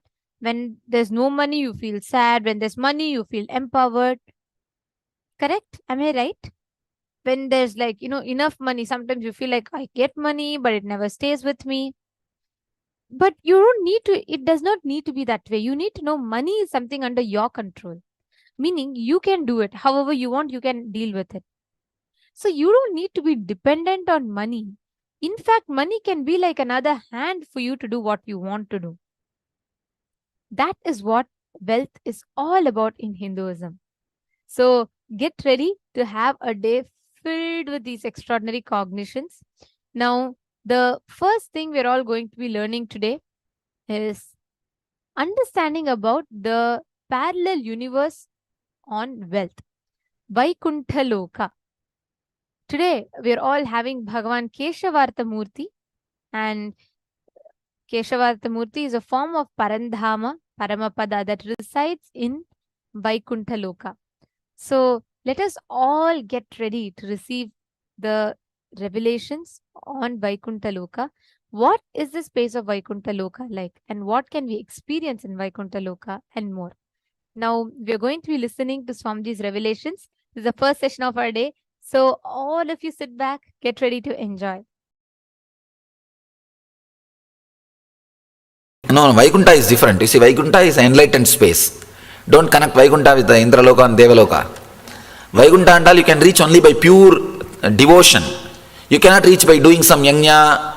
But Indraloka and Devaloka you can reach by ritual. You can just, if you just make enough money to go there, you can go. But for Vaikuntha you need a special visa. Even money won't do. Vaikuntha and Kailasa and all, it's a different space which can be reached only by the purity of the being. But Indraloka and all these things, you don't need purity of the being, or any tapas is not required.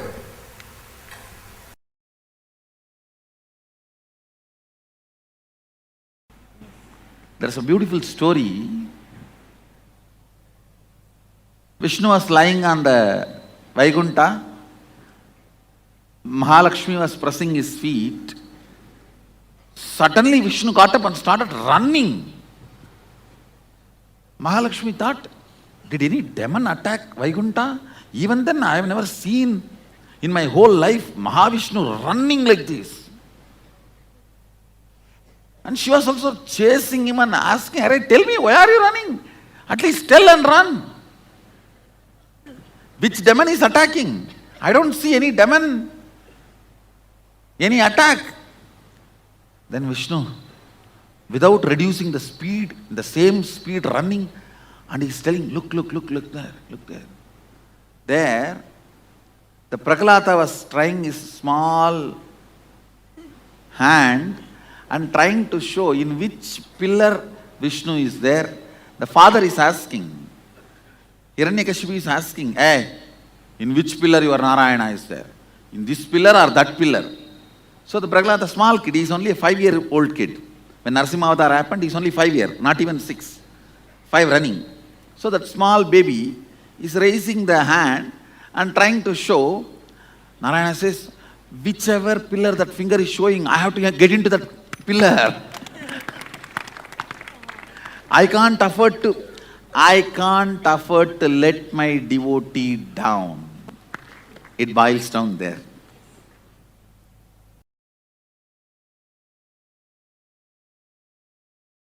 The prana of Vaikuntha is love, prema, bhakti. It's very intimate space, Vaikuntha. Kailasa is oneness, yaga, fire.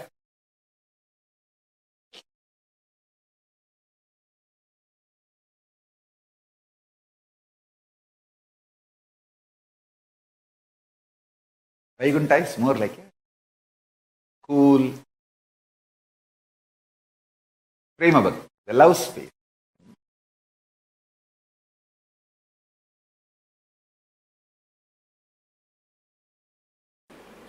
Seeking is nothing but your ability to throw tantrum and get the attention of the cosmic mother. I am telling you, just sit under one tree with a depth and decision of seeking. Simply Kailasa has to shiver. Kailasa will shake. Don't try to be Ravana, trying to shake the Kailasa. You will be caught under.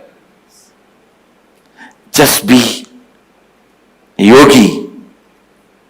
Vishnu cannot sleep there. Vaikuntha will have a tsunami. He has to come down and attend to you. Because after all, Vaikuntha, Kailasa and all is nothing but a parallel universe of you. Your Anagata Chakra. The parallel universe of your Anagata Chakra is Vaikuntha. Parallel universe of your Anya is Kailasa. If you shake your Anya, Kailasa has to wake up and Mahadeva has to appear in front of you.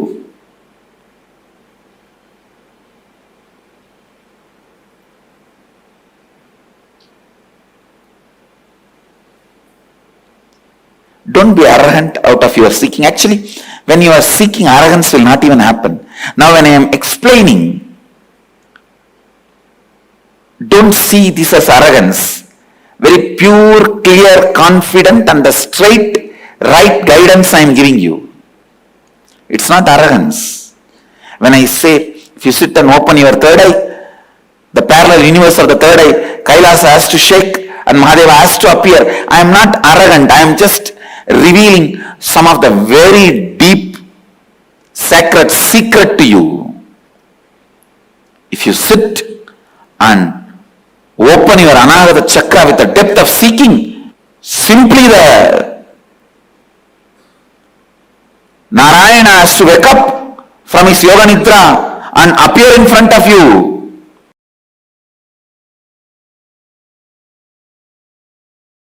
Let me explain some of the important things you need to know about puja.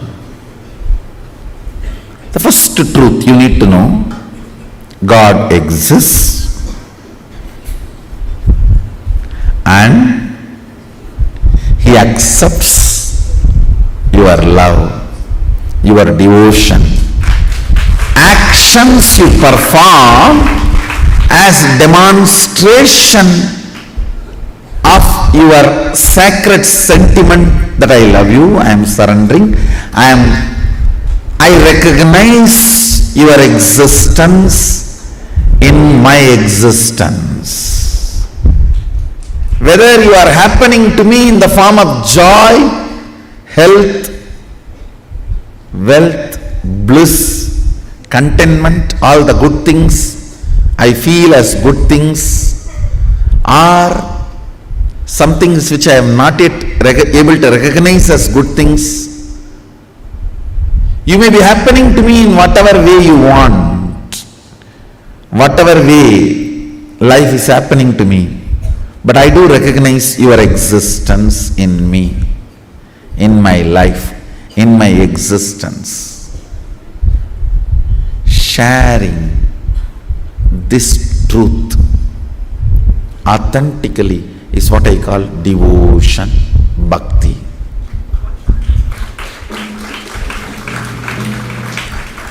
Manifesting powerful cognitions about the universe is bhakti, and manifesting powerful cognitions about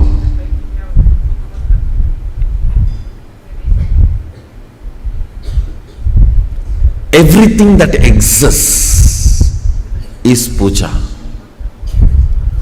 Puja is the time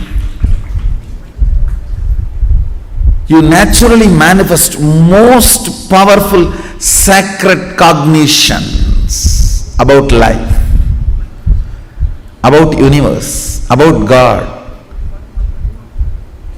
Especially if you understand those mantras, the sacred sentiments, meaning behind those mantras. We will start soon classes, sessions,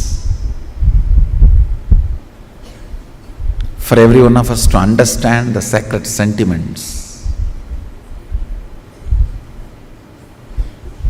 When you sit with those sacred sentiments and Bhava Samadhi, I tell you, it is literally Shakti Pada with Sadashiva himself.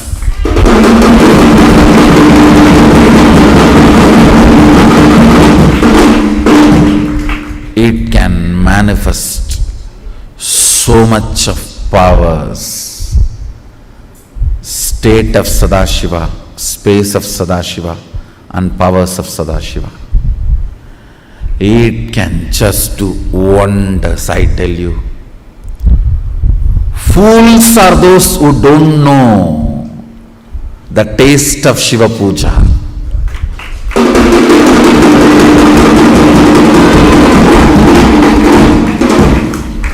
It is actually literally missing an important component in the life.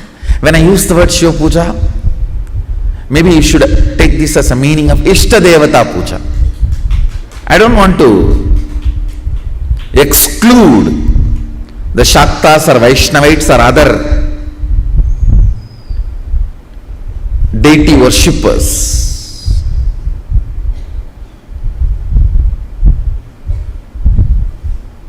Because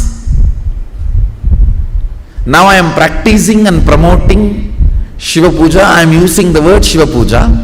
Otherwise, you should take this as a Ishta Devata Puja. Whoever is your Ishta Devata, I tell you, the Ishta Deva Puja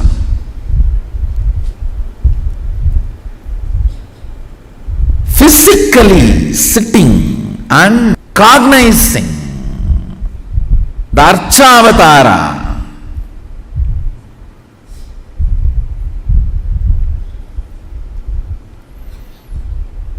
and collecting all the things needed to offer it to him, and offering by invoking the tremendous sacred sentiments and just getting soaked into it. It's a methodology of creating Kailasa wherever you are.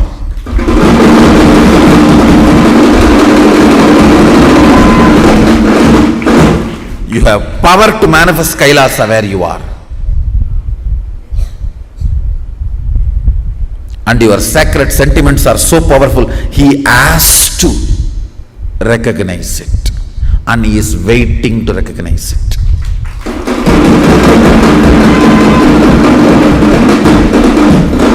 Sadashiva may not need your puja, but he is waiting to respond to your puja.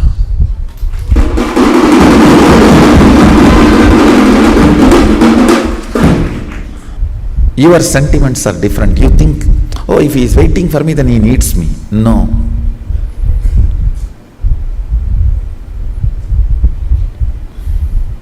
He doesn't need, but he responds. He is alive, very much alive, available.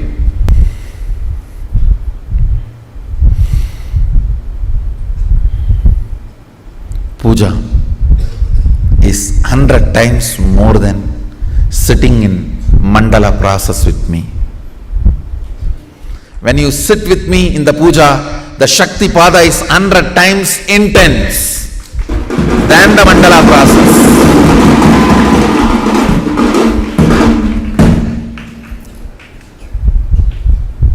Because the sacred sentiments invoked.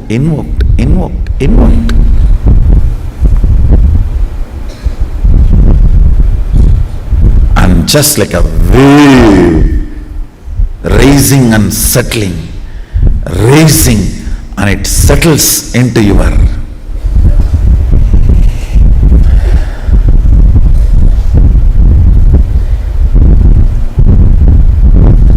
muscle memory. The sacred space of puja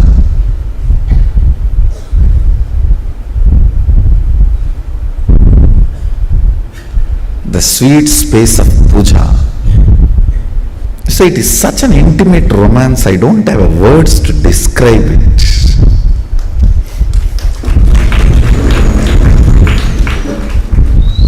Romance described loses its sweetness and sacredness, becomes dirty.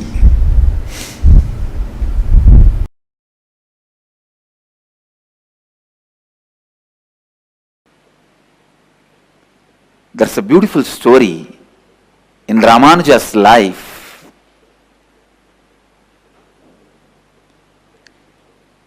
He goes to his guru and asks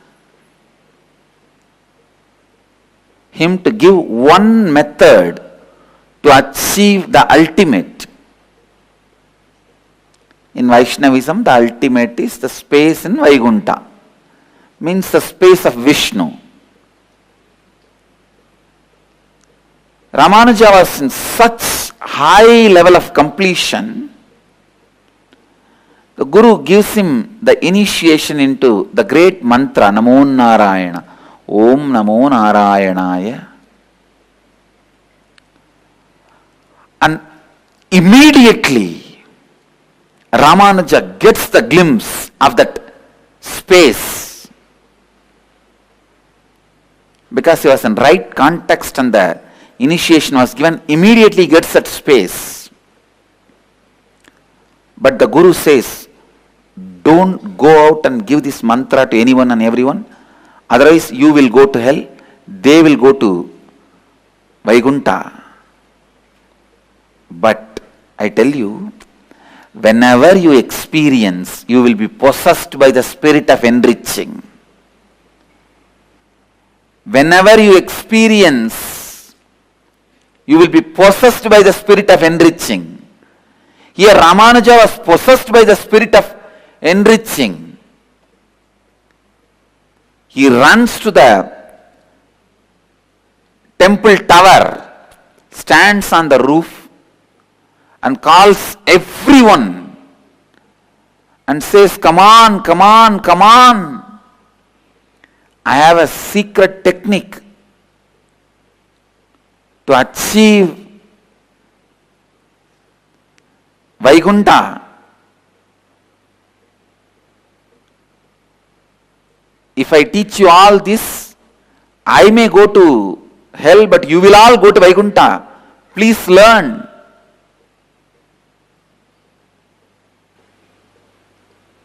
immediately he initiates everyone into that great principles and the Mahamantra, Ashtakshari, Om Namo Narayanaya. And please understand, you cannot even stop yourself from creating when completion happens in you. Completion is so powerful that uses you and simply creates naturally through you. When you complete, creation becomes your natural self-expression, and you cannot stop even yourself from radiating creation.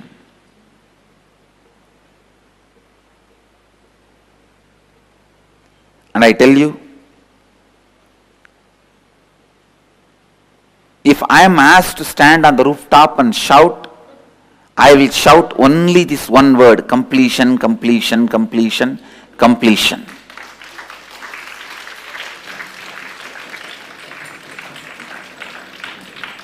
Like Ramanuja, how Ramanuja shouted, Om Namo Narayanaya, the mantra for the ultimate Vaikuntha. If I am asked from my experience, I will shout only this one word: completion, completion, completion. Learn the science of completion. Live the science of completion. Live completion.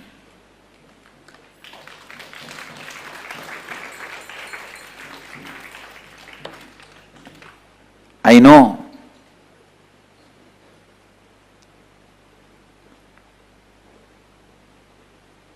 Ramanuja was heard by a few thousands. Now I am heard surely by few millions, because I am shouting in the media. But I tell you, completion, completion, completion. Learn the science of completion and complete with everything.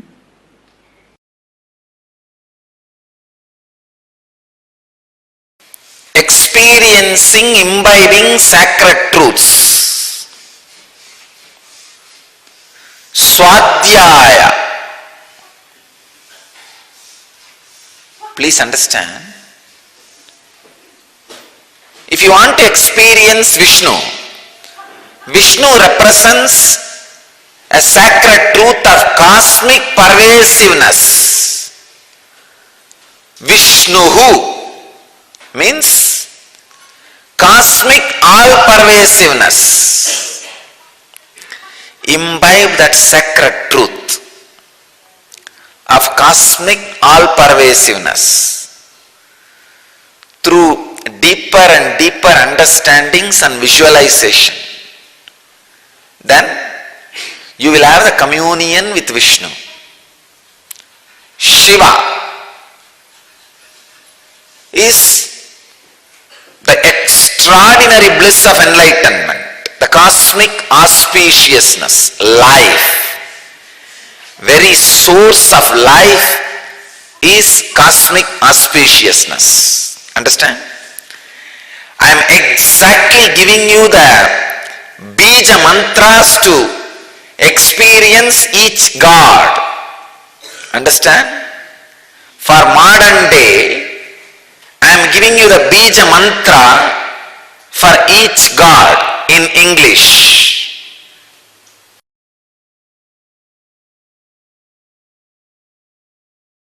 Pure consciousness is all-pervasive. Even the moment you meditate, you just know.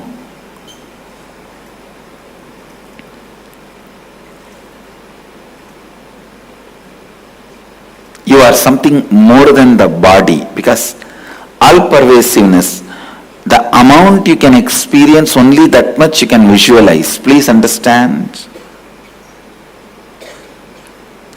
Physical things, for example, this seat, this asana, Even if you don't experience what it is made of and how it feels, you can see it.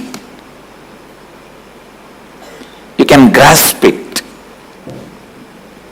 But the more and more things become subtle, it's the depth of your experience, how much you feel one with it, that much only you will know it. For example, physical, I already gave the example. You don't have to become one with the seat to see the seat or to use the seat. But a mental idea.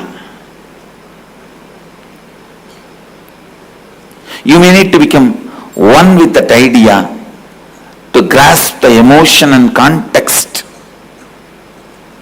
behind that idea. Spiritually, how much you experience oneness with that idea, that much only you will even understand it. Please understand, pure consciousness is all pervasive. Meditate on it. What is it? All pervasive. Is it ocean? No. Even water is not all pervasive. Is it air? No. Beyond the Valimandala, the air field, it's not all pervasive. Then what is the all pervasive? Space? No. Like space. Because even in our space only there are some few billion planets. But universe is much beyond.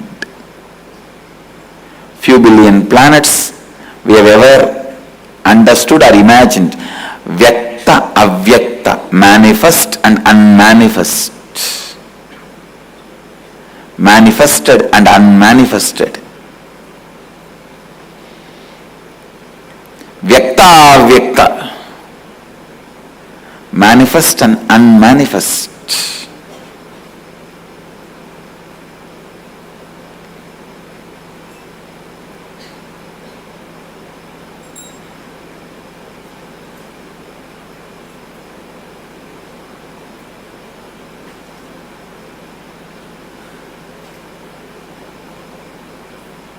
Meditate on it.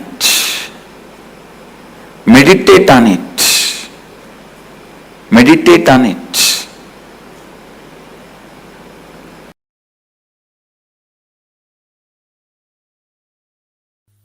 Vaikuntha Ekadashi is the day.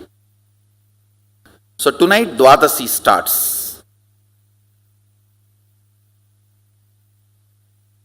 Now all the devatas are supposed to wake up and do their panchakriya and yoga, nitya anushtana, and start their puja.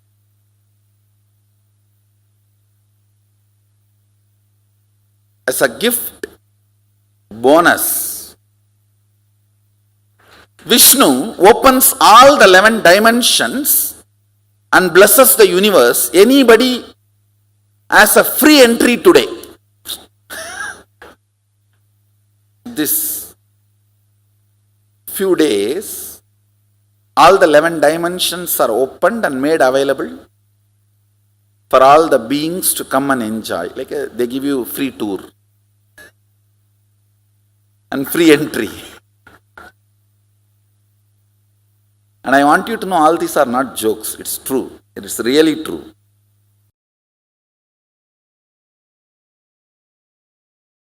Listen. Los Angeles Kailasa is one of the most important Kailasa till now I have manifested.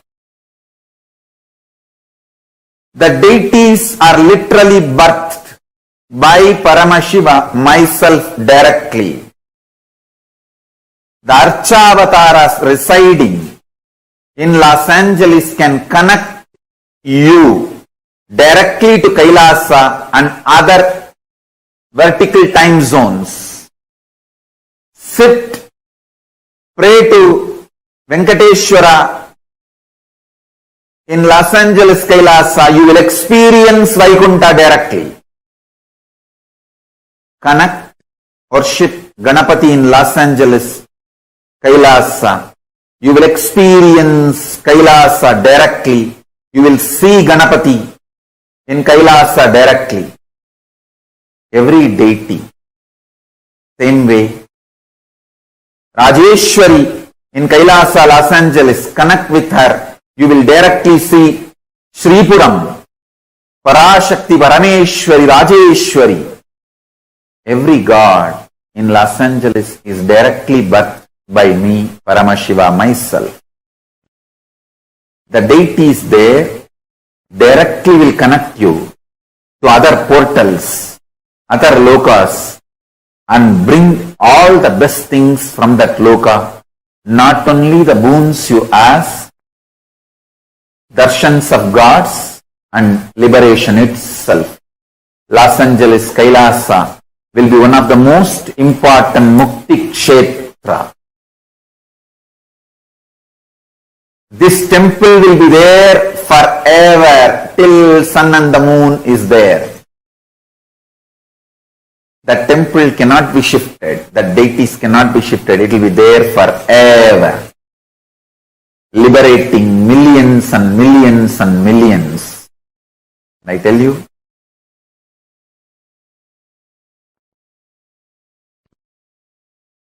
Whatever way temple can be expanded, renovated. But the deities have to be there permanently forever. They cannot be moved. And they will directly connect. Anyone who comes there, prays there, to Kailasa, immediately. It is literally, I brought the Kailasa stage, a supernal effulgence of Kailasa, and made this Los Angeles Kailasa. There will be a huge ecosystem, enlightenment ecosystem in Los Angeles.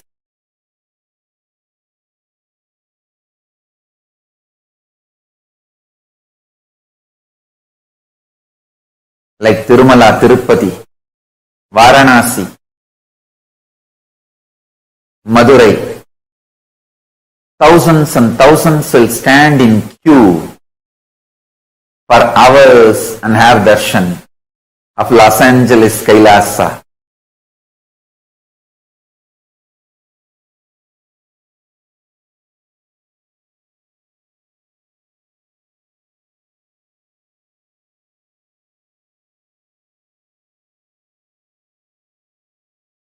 Paramashiva, myself, will be ever present, eternally manifesting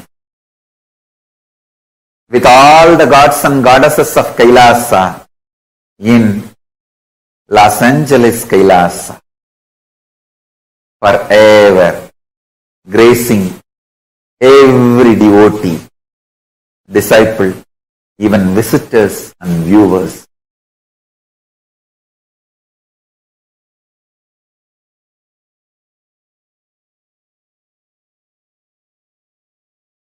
Los Angeles Kailasa is one of the connection points with Maha Kailasa and Buloka and all other lokas, spaces.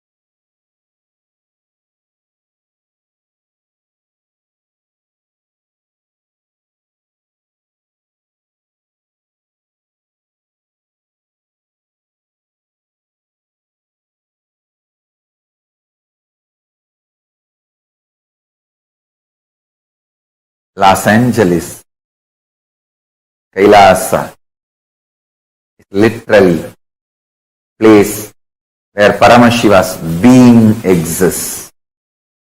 He is not only in the form of energy, superconsciousness, state, space, powers, he is in the very form of that being. Accepting, receiving our worship, prayers and responding with the grace and compassion and love and blessing.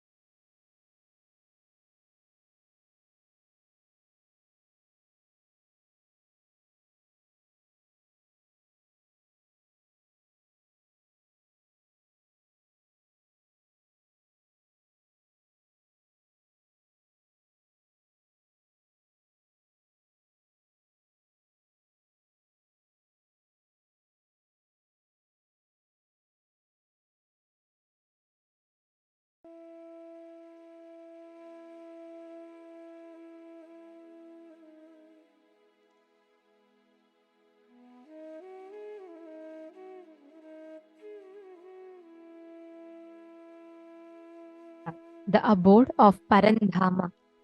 It is actually in Vaikuntha Loka. It is in this parallel universe that the ultimate auspiciousness, the wealth, abundance exists. Swamiji so beautifully took us through to understand what is the space of Vaikuntha like. What does it mean to be in that space of abundance, constant abundance? Vishnu is the representative. He represents the principle of all pervasiveness in life. That ultimate all pervasiveness in life is represented by Vishnu, which is what Vaikuntha Loka represents. It is above the Brahma Loka and it is abode of Bhagavan Vishnu. Just a recap. And Swamiji, like Swamiji beautifully said, the life of Vaikuntha, the prana of Vaikuntha is bhakti, prema bhakti, love. And that is a space where Vaikuntha opens up. Like how for Kailasa, Tyaga is the key, oneness, that fire of Tyaga. Vaikuntha is more like cool, prema bhakti, love space. Vishnu represents the sacred truth of cosmic pervasiveness. Vishnu means cosmic all pervasiveness. That is what Vishnu stands for. Us are going to be raised to experience this Vaikuntha Loka. All of us are blessed to experience this Vaikuntha Loka in today's darshan. Now, pure consciousness is all pervasive. Even the moment you meditate, you just know you are something more than the body. Because all pervasiveness, the amount you can experience, only that much you can visualize. For example, what is it that's all pervasive? Is it ocean? No. Even water is not all pervasive. Is it air? No. Beyond the Vayu Mandala, the air field, it is also not all pervasive. Then what is it that's all pervasive? Space? No. Because even in our space, there are only some few billion planets, but universe is much beyond that what we have seen or understood. The Vyakta Avyakta, manifest and unmanifest. Today, we are also going to be understanding the economic principles. Actually, we are going to be having the darshan of these forms of Paramashiva.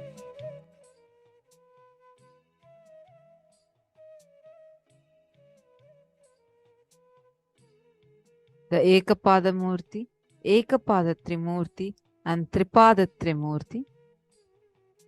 All these three different forms of Paramashiva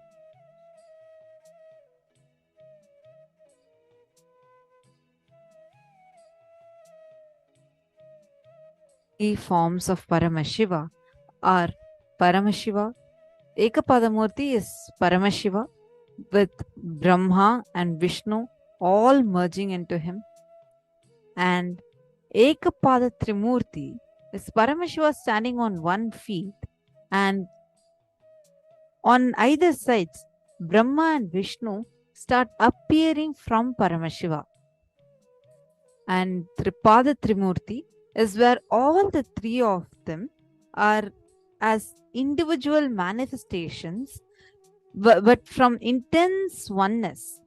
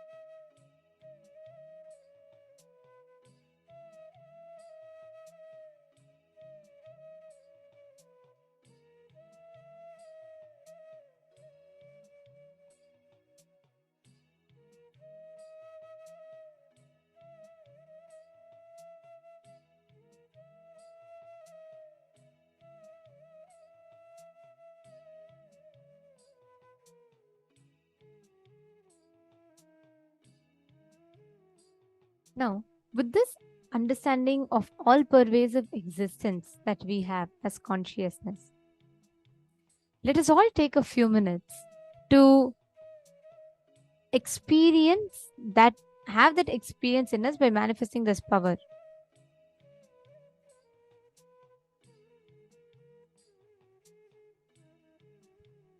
Now, I request all the participants, every one of you here, to bring, see, today's day, when we talk about wealth,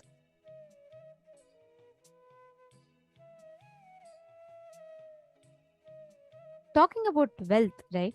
One of the main qualities of manifesting this space is what? Being able to handle the ups and downs. Whenever there is expansion, whenever you feel like, there's the space is shrinking, both times, whether wealth is in its high or down, when you associate yourself as consciousness, you will be able to play with the ups and downs of wealth. Are all of you catching it? That is what all of us are going to be working on today.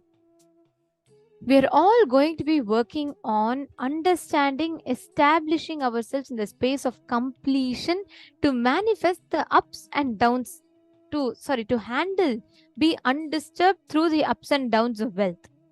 That is why we are going to be manifesting the power of Ashtamaha Shaktis: Anima, Mahima, Garima, Lahima, Prapti, Prakamya, Ishitva, and Vashitva. Basically, it is the 8 main actions, which is being able to become as small as you want, being able to reduce anything as small as you want, being able to increase anything as big as you want, you being able to become as big as you want, being able to make something as heavy as you want, or being able to, you yourself being able to become heavy as you want, or being able to become light as you want, being able to make something light as you want. Then next is Ishitva, being able to attract something. Ishitva is being able to have lordship over something. Vashitva is being able to attract something towards you. And Prapti and Prakamya means being able to achieve whatever you want. And Prakamya is being able to experience yourself anywhere. These are all the aspects of manifesting wealth. That is what we are going to be manifesting today. Now, the main thing we are all going to be doing for that is, all of us are going to start with manifesting the 8 actions with the wealth dimension. And how are you going to be doing that? All of you are going to be manifesting the powers of Anima, Mahima, Garima, and Lahima. Ready? Shall we all start? Okay. Can I request every one of you to bring some precious object? It can be gold, coin, some wealth, something related to wealth, whatever signifies wealth for you. Can you all bring that? It could be anything. It could be a gold coin, it could be a ring, it could be a bangle, or it could be a normal coin.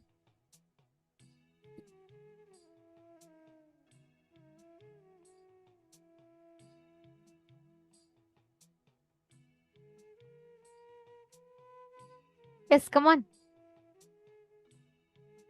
Bring any object that you want, that you're fine with, that you want to play with, whichever represents wealth for you.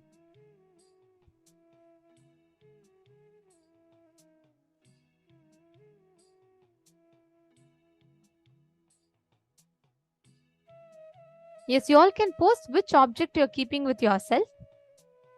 If you all could please post which object you're keeping with yourself.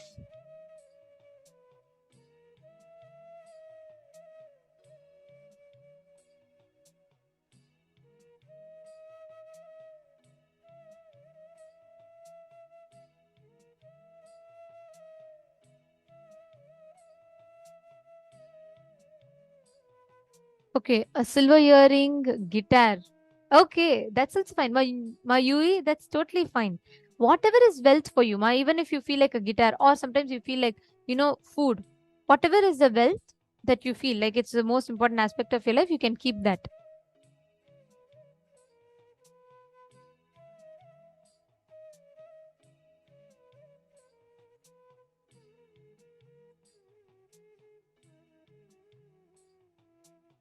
Okay, now please keep that object in front of you and all of you are going to be manifesting with that object. First thing, understand, the moment you keep that object, just draw and trace the size of that object. The moment you keep that object in front of you, first thing, understand, there is a part of you that is permanently established in the space of consciousness. There is a part of you which is permanently established in the space of experiencing that oneness, absolute Satya, absolute truth. All you need to do is manifest, harness that space for you to manifest the results that you want. Right? Understanding? Now, keep the object in front of you. First thing, measure its current size. Breathe life into that object. Understand, when as consciousness, visualize like a golden light intensely entering into that object and expanding that object. You will see the object will start slowly expanding. It will start actually manifesting. Shall we all start? Please chant the Mahavakya. Place the object in front of you. Measure its current weight, current size, Intensely visualize, infuse prana, life energy into that. Paramashivoham.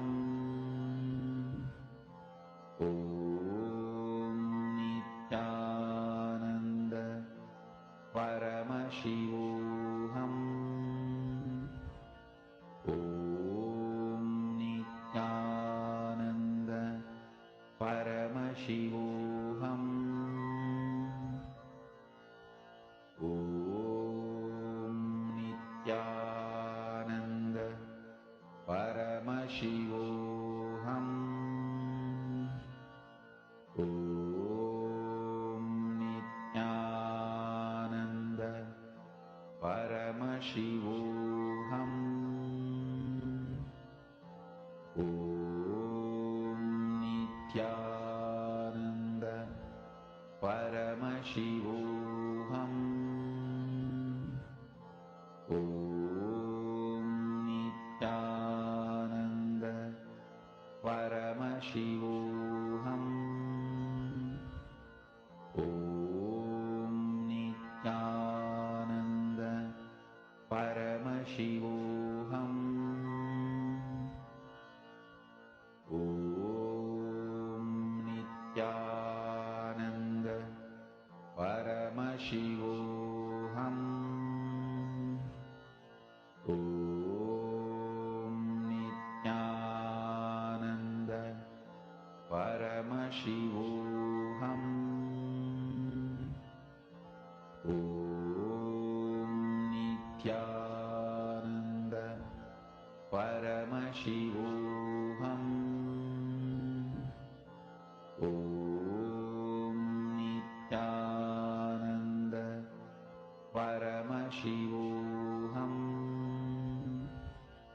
Om Nithyananda Paramashivoham. Om Nithyananda Paramashivoham.